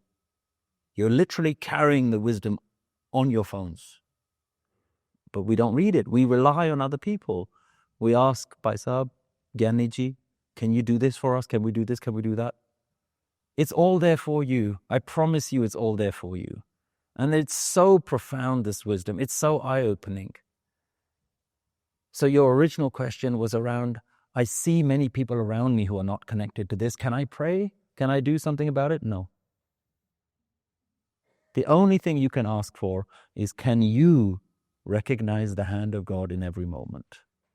Can you see God working in every moment? That's the only thing you need to ask for.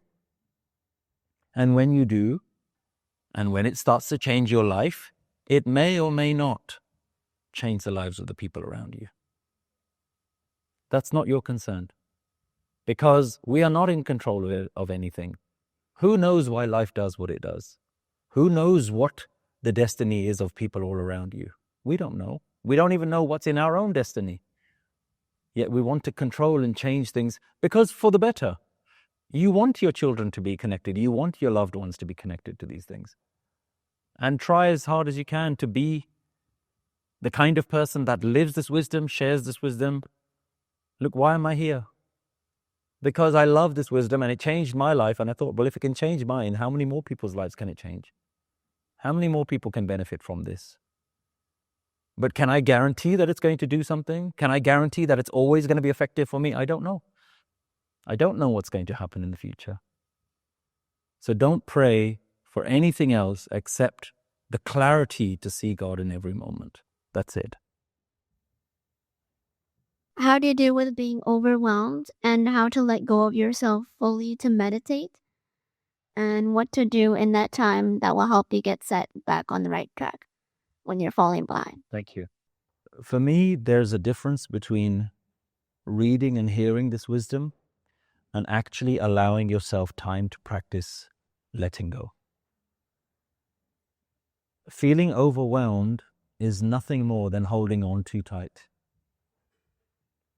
Holding on so tight that you know that you can't hold on any tighter, but you know that there are still outside forces that are going to change how life might be. So you get stressed by the idea that I can't do anything more, but I can see that life is changing around me. You will never be able to be free by holding tight. You have to do the opposite, which is being comfortable knowing that life can do anything. I know it sounds weird, right? People are going to tell you everything's going to be okay, life is going to be fine. Do this, say these prayers, and life will turn out in your favor. And I cannot give you those guarantees. Nobody can give you those guarantees that life is going to be okay. But I can guarantee with the right practice, you can be okay. You see the difference? Nobody can tell you life is going to be okay, but with the Guru's guidance, you can be okay. So your focus is not to worry about what life is doing. You need to worry about, am I okay? Can I be okay no matter what life does? Yeah? Ultimately, overthinking is strangling you. You're just choking yourself. One of the most important questions that till today I ask myself, sometimes the problem comes and you can't stop thinking about it and you're worried, or maybe someone does something and then you're thinking, oh, I wish she didn't do that or he did that. I can't believe that happened. You keep doing that and sometimes you can't let it go. You're worried. Is this going to happen? Am I going to get this job? I don't know. Your mind just gets overwhelmed. The most important question that till today I ask myself, I catch myself sometimes being overwhelmed and concerned, and I ask myself, Satpal, are you enjoying this? Are you enjoying hurting yourself like this? How long do you want to keep going? As soon as I ask myself that question, it drops. I've seen it so many times. And I'm reminded, oh yeah, I'm doing it to myself again. Seriously, I'm giving you the absolute truth. I ask myself this question. You having fun? It's like a parent looking at a little child hitting themselves and then crying about the pain. And after a while, as a parent, you all know this. You say, yeah, how long do you want to carry on doing that? Because how many times are you going to say to the child, Nakar, don't do it. You're only hurting yourself. And they keep going. Eventually you have to say, okay, I'll leave you to it. When you're ready to stop, you stop. I kid you not, I promise you, I've asked myself this question so many times, and it immediately drops. So you have to learn to catch yourself. And the only way you're going to do that is if you start to become clear that overthinking is not good for you. You have to start, you know what it is? When you do it too much, it becomes normal. It becomes what you're used to. Worrying, stressing, taking it out on yourself, taking it out on others, creating an environment in the family where there's just chaos. You do that for too long, it's going to have an impact on your physical health. That's not even some amazing spiritual wisdom. Your mental health is going to have an impact on your physical health. That's just science. That's just how it works. You're harming yourself. Once you understand that overthinking is essentially self-harm, you can start to realize, okay, how long do I want to carry on doing this to myself? And as soon as you ask yourself this question, you can let go. The other thing that helps you is an actual meditation practice. And I will say for anyone who doesn't know how to meditate, pick any meditation of any tradition, of anything. Anything that can calm you down and give you some peace, try it. Don't worry about, is it this meditation or that? Am I allowed? Anything. Start practicing peace. And then what you end up having with meditation, why it's so important. Meditation creates a new benchmark in your mind. Most of us, we only know the chaotic mind. And when you only know the chaotic mind, you stay there, you don't know how to get out of it. When you meditate, you see, I've known, even for 5 minutes, that there is a different way my mind can be. You create a mental clarity. Oh, I've known what peace is and I know what chaos is. Right now, how do I feel? I feel chaotic. And I don't have to feel chaotic all the time. I can let go. But you only know that when you know what peace feels like. You only know what floating feels like when you float. Most of the time you drown. What if peace doesn't always protect you at times? Like, what do you do? Peace is not to protect you from life. Peace is to protect you from your mind. You cannot shield yourself from life. And we've said this a few times today, isn't it? So telling about how life is, that everyone is trying to get protected from life. You cannot. That's the harsh truth. You cannot save yourself from life, but you can save yourself from your own mind. You're causing most of the problems in your mind. If you worry about 100 things, maybe one of those will come true. But every time you worry about it, you're creating harm. So you're harming yourself 100 times by worrying about 100 things, when maybe only one of those will come true. Practice peace. It's so important. Practice peace. Actually do it. And if it doesn't change your life, at least it'll change your heart, your mind, your stress levels will go down. And if you do it enough, and this is why I say do anything, you could just literally go for a walk outside. Start with that. Start with gratitude. Start with anything that helps. There's no limitation. It's really important that you practice peace. And not only when the difficulty happens. When my boys were young, part of their school, they had a swimming pool in their school, so all the children had to learn how to swim. So this is why I keep using this analogy, because I found it to be so effective. And what I used to say to them, the things that we're teaching, the things that we're talking about when we talk about this kind of mental health and resilience and all these things, this is you learning how to swim when you're in the shallow end of the pool. Nobody needs swimming lessons when they're drowning. Then it's too late. You need swimming lessons so you don't drown. So when I say practice peace, I don't mean when life gets too stressful, then you practice peace. What I mean is when life is okay, even then, 5 minutes, 10 minutes. And everyone thinks they don't have time to meditate. Isn't that true? Yeah, we've got too many other things, too much going on. What I say to you is you always have 2 times in the day. When you wake up, you've got 2 or 3 minutes. When you go to bed, put your phone down, you've got 2 or 3 minutes. Everyone's got a little bit of time in the day. We can't even go to the bathroom without taking our phone with us. You have time in the day.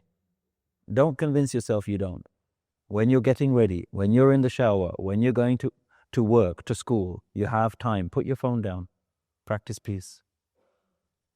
So that when difficulty comes, when the mind gets stressed, you know what to do. You know how to switch it on.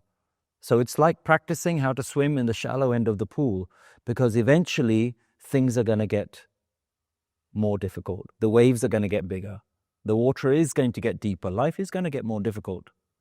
It doesn't get easier. Yeah? It's going to get more difficult. Practice how to swim now. Practice peace now. Hello, sir. First of all, I'm so grateful and thankful to be here. My question is related to past life. So, many a times I've heard people saying, as you sow, so shall you reap. And this relates to one of the scenarios that I've had in my life. So, one of really closed ones, one of my relatives, she was born with a critical condition. And she lived a very miserable life all through. And that makes me wonder, did she do anything wrong in her past life that she has to go through all this in her present life? Because she's not done like really anything in this life. She's born like that. So was there any wrongdoings in the past life? And what is the purpose of such a life? If she's born like this all through her life, she is miserable until she passed away. So yeah, that makes me wonder, is this related to something which probably would have done previously in the past? Nobody knows, no one has seen, but just wanted to get your thoughts on it. Thank you. Thank you. So the question is around the past lives, and are some people born having to pay for something that they've done in their past life, and are they paying for the consequences now? And that could be with health problems. We usually ask that question when it's to do with health-related problems or certain scenarios. One of the things that I've been very clear in doing is I will never answer a question if I don't have first-hand experience of it. I can be very honest and tell you I have no idea what was in my past life. I am not some spiritual master of some sort. I've never been able to look into past lives. I don't know any of that stuff. I don't even know if I had a past life. Now, these ideas have existed, particularly in India, for thousands of years. Is there truth to them? I don't know. My first-hand experience says I don't know. Am I open to the idea that there is reincarnation? I'm open to it, because I wouldn't be an honest seeker of truth if I closed off certain things and said, nope, it doesn't exist. How do I know? If you haven't seen it, you don't know. But these ideas have existed for a long time. My understanding of Guru Nanak Dev Ji's teachings is I don't think the Gurus try to solve these problems. The Guru didn't come here to create a philosophy book that answered all the questions. This is what happens in your past life. This is what your next life. When you die, you will do this, you will do that. I don't think they were trying to do that. But they were speaking to the people of the time that had certain beliefs. So in order to explain, you have to use the understandings that they have. Now, if everyone in the room believes in a past life, then the Guru will say, okay, well, if you're worried about your past life and your next life, the answer, the Guru says, is Naam. If you're worried about reincarnation, the answer is Naam. Does that mean the Guru is saying reincarnation exists? Or is he saying, what I really want to teach you is a subject called Naam, but you keep asking me about past life, so I'm going to tell you that the answer is about past life and future life, and reincarnation gets solved with Naam. You see how it works? Does that mean that he's agreeing with you? Now, this is how we understand these things. There are verses that I've come across in Guru Granth Sahib Ji that says, if you practice Naam, you will not go to hell. And in the next line it says, and if you practice Naam, you will not be reincarnated. In the same Shabad, 2 lines apart. So which one is it? When you die, do we go to heaven and hell, or do we get reincarnated? In one Shabad, the Guru Nanak Dev Ji says both. What's he doing? Is he giving clarity? Or is he saying, for the people who believe in heaven and hell, if you want to solve that problem, Naam is your solution. For the people who believe in reincarnation, if you want to solve that problem, Naam is the solution.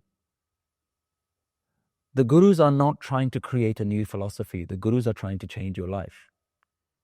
So the honest answer to this is, life is far more complicated than our minds can comprehend. And because we can't comprehend why life does what it does, we create oversimplistic answers. You go to someone and they say to you, oh, I can't see why this person is born like this. They can't come up with anything to blame, so they blame something intangible. Oh, it must be their past life. Easy, right? Once you say it's their past life, nobody can verify it. I don't know if a past life exists. I don't know. I'm honest. I really don't know. I'd love to know, but I don't. But I'm skeptical when Gurbani itself is not trying to solve these problems for you. Now, how do you deal with the fact that difficulty is in front of you?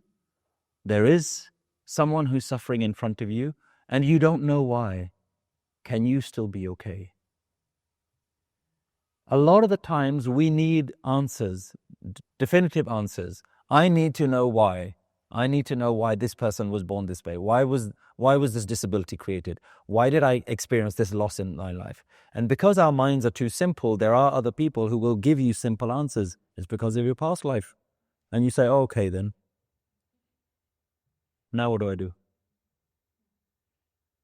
They say, oh, if you read certain prayers and do certain mantras, you can erase all of that stuff. For me, at certain points, the answers become unanswerable. Now, I'm not saying that there aren't more wise people out there that are able to look at the future and the past. They probably are. There's probably far more miraculous things that happen in the universe than science has discovered or that you and me are capable of understanding. There probably is. In fact, I quite like the whole reincarnation thing. It's very interesting as an idea. The idea of reincarnation is very interesting because what it's saying to you is you have one role as a soul, and that soul is to connect with the divine. And every time that you don't connect with the divine, the soul comes back and tries again. That's a beautiful philosophy. Every time you don't connect, the soul comes back and tries again. And then the karma question, which is what you're asking, is what if the soul does something wrong? Does it then pay for it in the next life? And I'm sorry, I actually don't know. I'd love to hear what other people think, but I don't know. All I know is Gurbani is not about trying to solve your next life. Gurbani is trying to solve your this life. And it does a wonderful job at fixing this life. Not fixing the problems of the world, but fixing you to deal with life. My question is twofold. One is going back to your topic of death and dying. I recently qualified to become a death doula, which is like a death midwife. For those people who don't know what that is somebody who navigates people with terminal illness through advanced planning, care, resources. So recently in Canada, a number of years ago, they enacted MAID, which is medical assistance in dying. And I'm sure in the UK they have that as well. They do not. As far as I know, we don't. Okay. So here, the rates of people choosing MAID, where the physician administers an injection to them, and of course they have to qualify and they have to have a terminal illness and be close to death, et cetera, et cetera. So the question I have is, as part of our faith, as part of the Sikhi, is there any taboo around that? Because if I'm going to be working in the community and I said, suggest that there is an option, I don't want to offend anyone.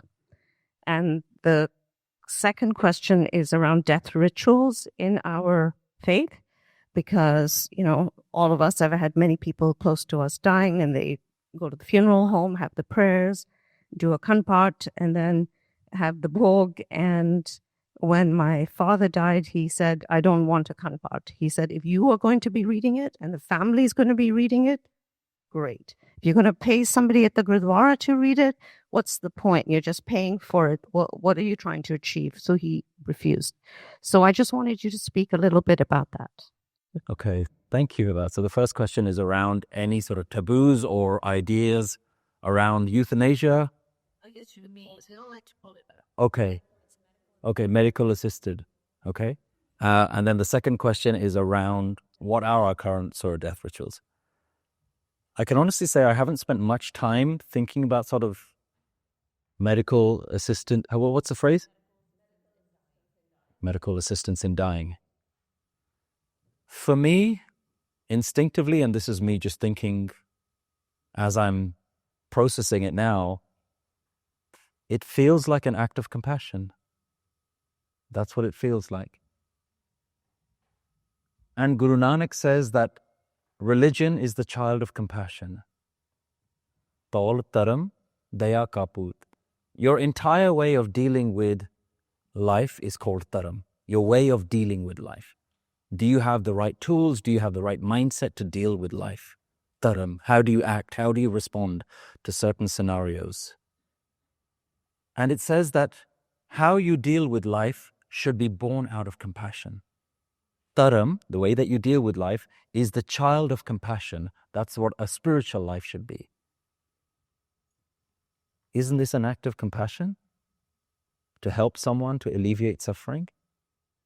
Now, where the taboo comes in is around some of that kind of thinking to do with past life. Are you trying to control life?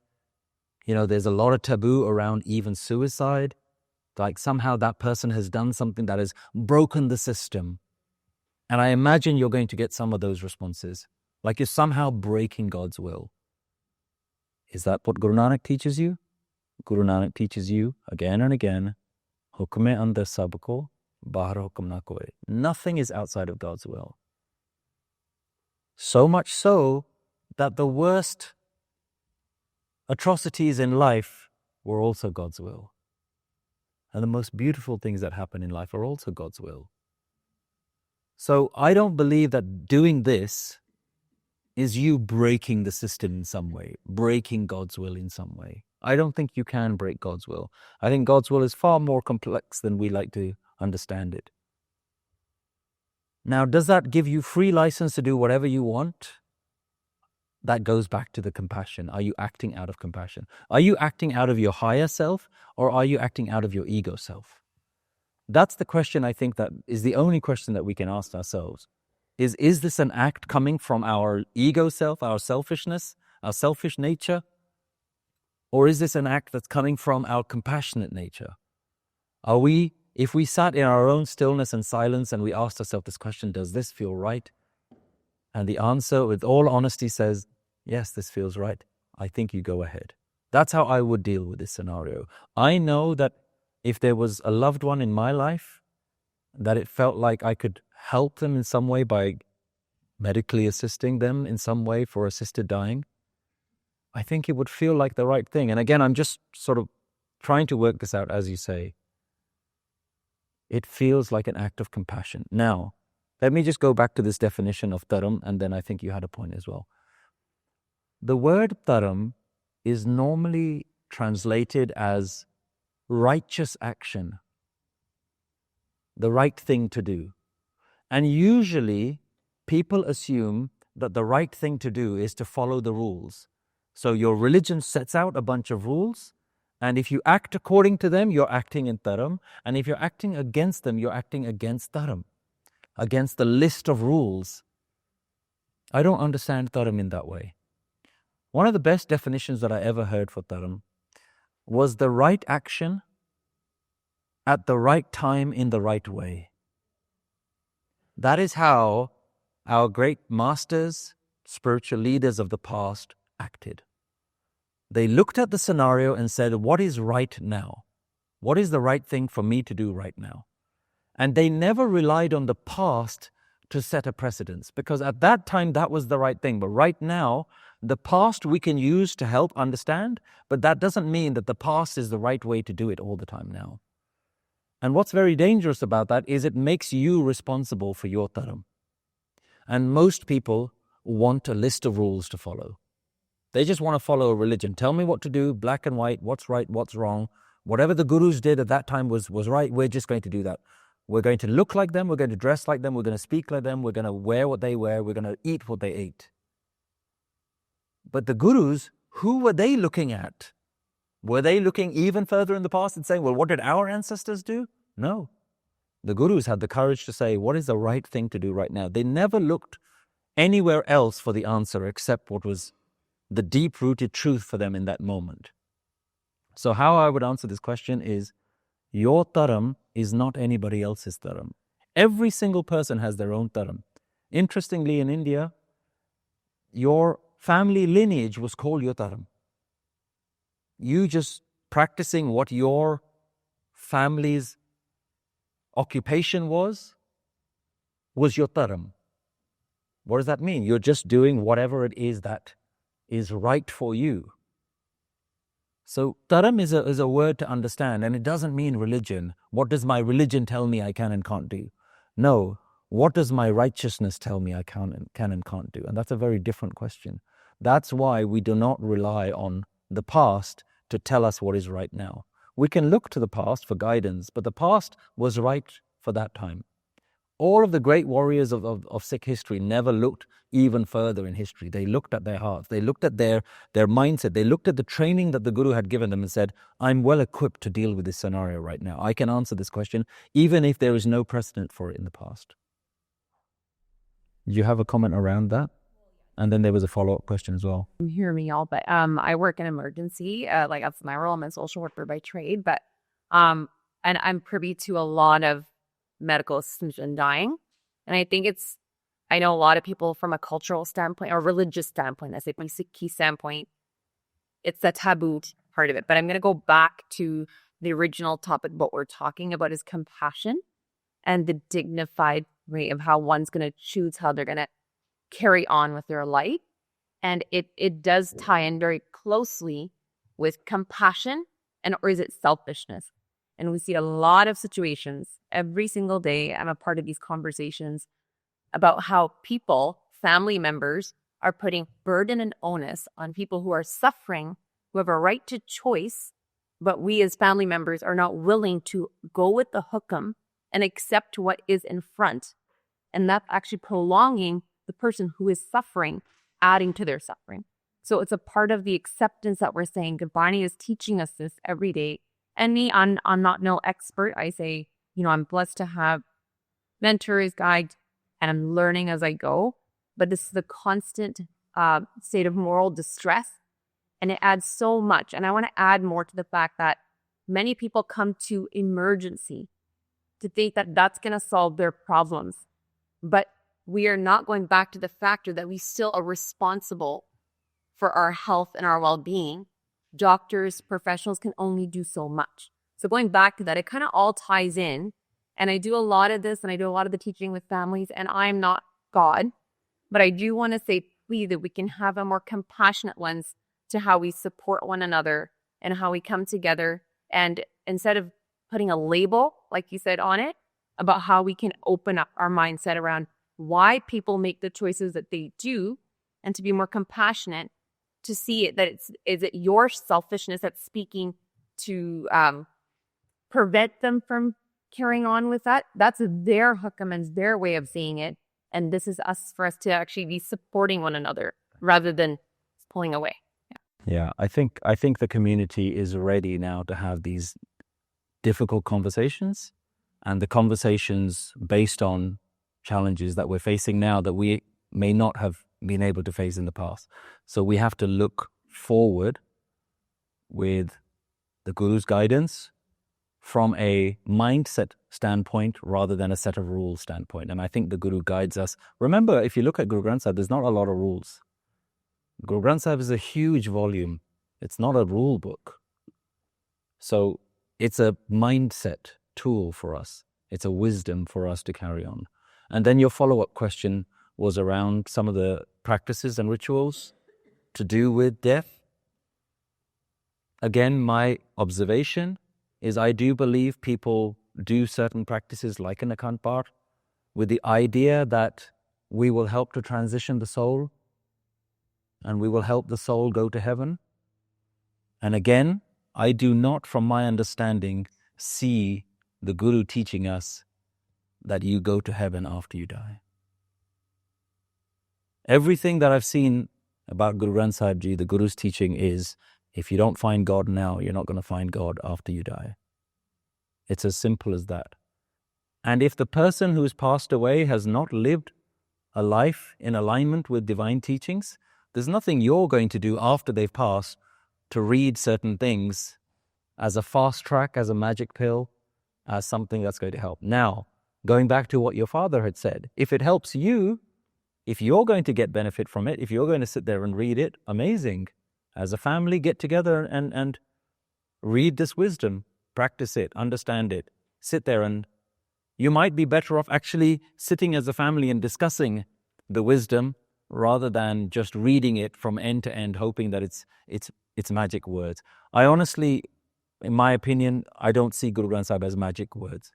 It's not a mantra that's got some magic powers like that, that's somehow going to do something. It may be, it might have way more power than I understand, and that's my ignorance.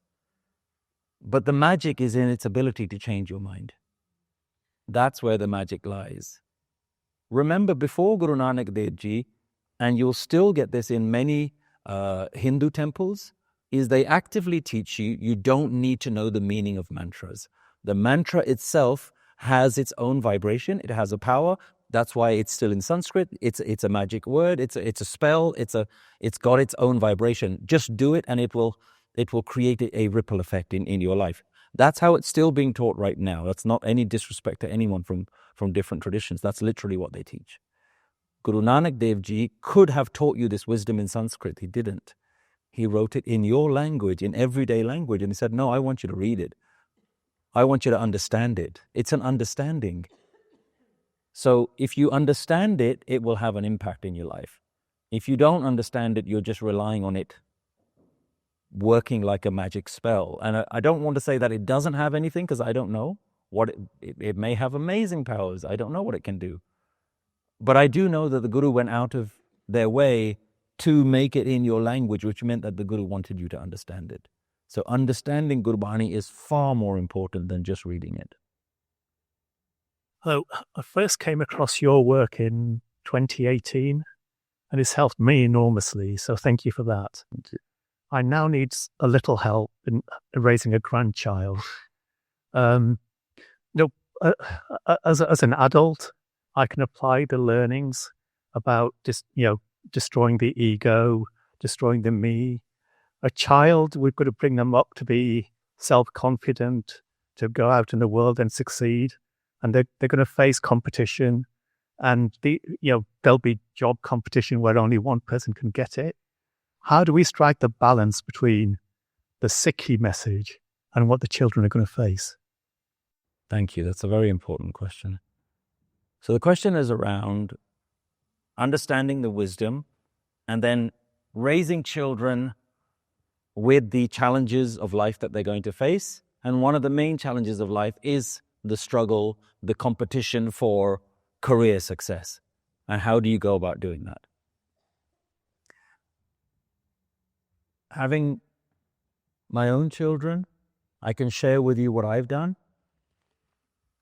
And I honestly think one of the reasons that a lot of people like some of the examples and the analogies that I use is because ever since they were babies, I started teaching them this stuff. So the practice that we have at home is every morning before they catch the school bus, we would sit in our Guruji's room at home, we would read a Hukamnama and we would talk about it every day. For half an hour before they go to school. They know they have to get ready half an hour early because then we're going to go to Guruji's room and we're going to read a Hukamnama. And I had to do this since they were 3-4 years old. And I used to try and calculate in my brain the Shabad that I'm reading. How do I explain it to a 3-year-old or a 4-year-old? And being faced with that challenge again and again, I think the reason why I use a lot of the examples is because I had to simplify a message so much so that my children understand it. I think Guru Granth Sahib Ji equips you to deal with all challenges in life. And one of the things that you may have to contend with is that the wisdom does teach you not to be overly obsessed with material success. And that's a difficult one because the rest of society is structured around you being the best, you competing, you being materially successful. And the way that I would help children understand this is I would get them to understand one simple truth.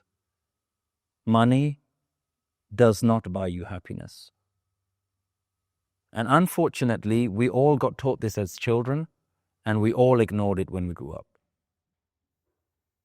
We got taught this as children, and then we grew up, and we spend the rest of our life trying to earn more money so that we can buy more stuff so that we can be happy. We've all done it. We're all victim to that. And when my children now ask me, what should I be when I grow up? My answer is always the same: be happy. I want you to be happy when you grow up. Because I didn't get taught that lesson.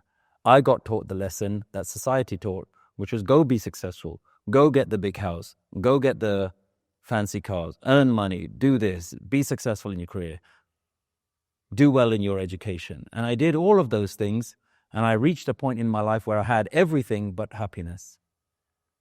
And then I really had to start to look at myself and worry, now what? And I honestly teach my children this: I don't want you to go through this. I don't want you to get to the point where you're 30, 35 years old and you've spent all of your life trying to get all the material success, and then you come to realize that you still don't know how to be happy. So Gurbani, I think, I like to call Gurbani the Guru's Bani, the Guru's language, the Guru's teachings. I like to call it the most effective method of happiness known to man. And you're all trying your own methods of happiness. For some, the method of happiness is family. For some, the method of happiness is career. For some, the method of happiness is money. And the Guru tried all these methods and said, I've tried these, and these are not useful, successful methods of happiness. And the Guru then delivers the real method of happiness. So notice, I'm not telling you, don't make your children successful. What I'm saying is, don't tie their happiness to their success. Let them learn to be happy regardless of how successful they are. If they're successful and happy, amazing. If they're happy and not financially successful, even that's amazing. And I think that is a big shift in how society teaches us. It teaches us do all the same things that everyone else is doing in the hope that you might be happy one day. And the huge increase in awareness in mental health issues is because we've now come to realize that the world hasn't delivered. We've got all the luxuries in the world right now, and it hasn't delivered happiness. And the Guru has always been saying, Sab sukh data Ram hai, dusar nahin koi. The divine is the only method of happiness. There is no other method of happiness that works. Kaho Nanak sunre mana, teh simrat gat hoy. Nanak says, oh my stubborn mind, stop listening now, pay attention. Meditating on that one is going to liberate you, is going to set you free. Everything else is going to tie you down. This is Guru Nanak's wisdom. A recent study has shown that over 75% of Sikhs say that their life feels stressful or overwhelming. These feelings can develop into depression, alcohol abuse, or even suicide. We believe that Guru Nanak's wisdom can help transform people's lives. Nanak Naam relies on your donation to help create more videos and podcasts like this to educate people all over the world on how to use Guru Nanak's teachings to improve their emotional, mental, and spiritual well-being. Set up a monthly donation today and help change someone's life. Visit nanaknaam.org/donate. I have a question on death. As we discussed this morning that we should meditate on our own death, but being on the other side and had dealt with both of my parents dying, and I have tried meditating on my own death as well, like being thankful for the life I have, and at night, like saying that even if I die today, I tried everything that I needed to do. I have dealt with it, right? But it brings up a very big fear that what will happen to my loved ones when I'm gone, because I've went through a lot after my parents' death. So that kind of always bring up that fear. So one question is that. And then the second question is, science says that your body holds a lot of trauma. What is like the divine's view on that? Thank you. So your first question is around how do you deal with the anxiety, the concerns of knowing that you're going to die and what that means for someone else. And thank you for sharing that you yourself have gone through that experience. And my only thing that I can say is, you're still here. You made it. You didn't know at the time how you were going to make it. Life, the divine, oneness, found a way, in one way or another, even though you may have gone through lots of hardships, the divine found a way to protect you, to bring you here. You're here. There is nothing that I can say that is going to guarantee that if your time is up, that your loved ones will not go through a difficult time. Who knows? But we see from first-hand experience that you're here, and you've made it, and life has protected you up to this point. And you almost have to be willing to surrender and say, life, these are your children. I can only do so much, but when I'm not here, I don't know. I think about that sometimes as well. My children are young. What if something happens to me? What if something happens to me and my wife? I don't know. I'm not saying that if something happened that my children wouldn't have a difficult life. They probably would.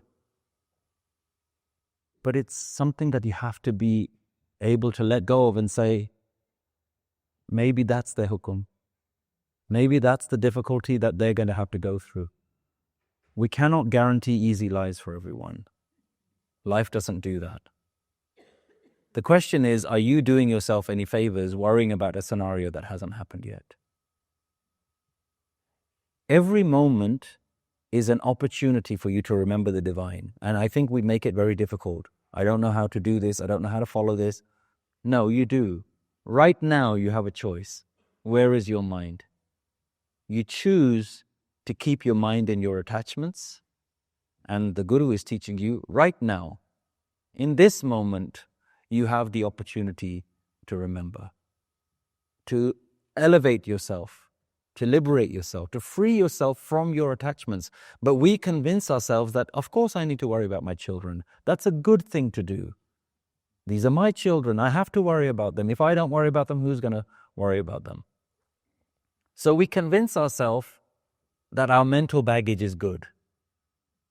But that's because we're listening to our own mind. Listen to the Guru. Let go right now, in this moment.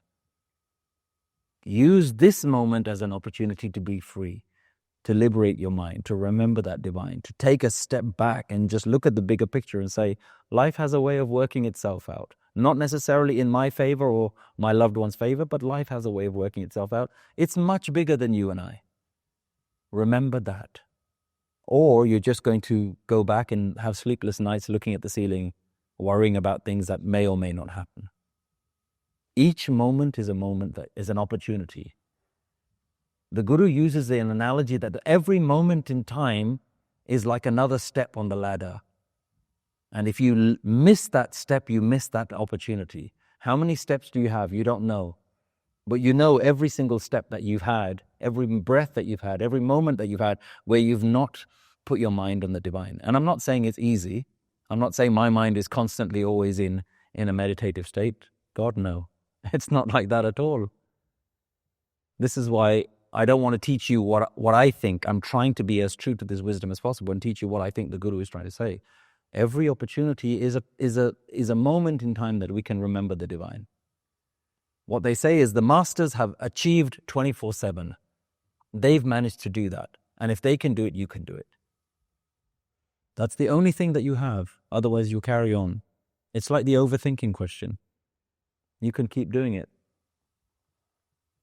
I love this phrase that I heard once that said, overthinking and worrying is like being on a rocking chair. You remember rocking chairs? Does anyone know what that is? Chairs that kind of used to sit on there and you could go forward and backwards. They said overthinking is like a rocking chair. It gives you something to do, but it doesn't get you anywhere. So you can keep going down that. It's like a little hamster in this little wheel running around in circles. You can do that if you want, or you can stop. You could pause. You can meditate now. My question is really around afterlife, and I know we've kind of touched on it in some aspects. My understanding is when somebody takes their final breath, that's it. You're no more. What's left, due to our culture or religion, is the rituals, right? You kind of go forward with that. Do we know anything beyond, the afterlife? Yeah. Do we know, are we getting reincarnated, as you said, or not, back into this life, and whether it's in a human form? Yeah. I've heard stories where, depending on your characteristics or how you've lived this life, what brownie points you may have, attained or not, Yeah. you may come back in a form of an animal versus a human form. I guess that wraps it up. So it's Thank you. really about afterlife, but do we care? Because we're no longer here. Okay, thank you. So the question again is around the afterlife.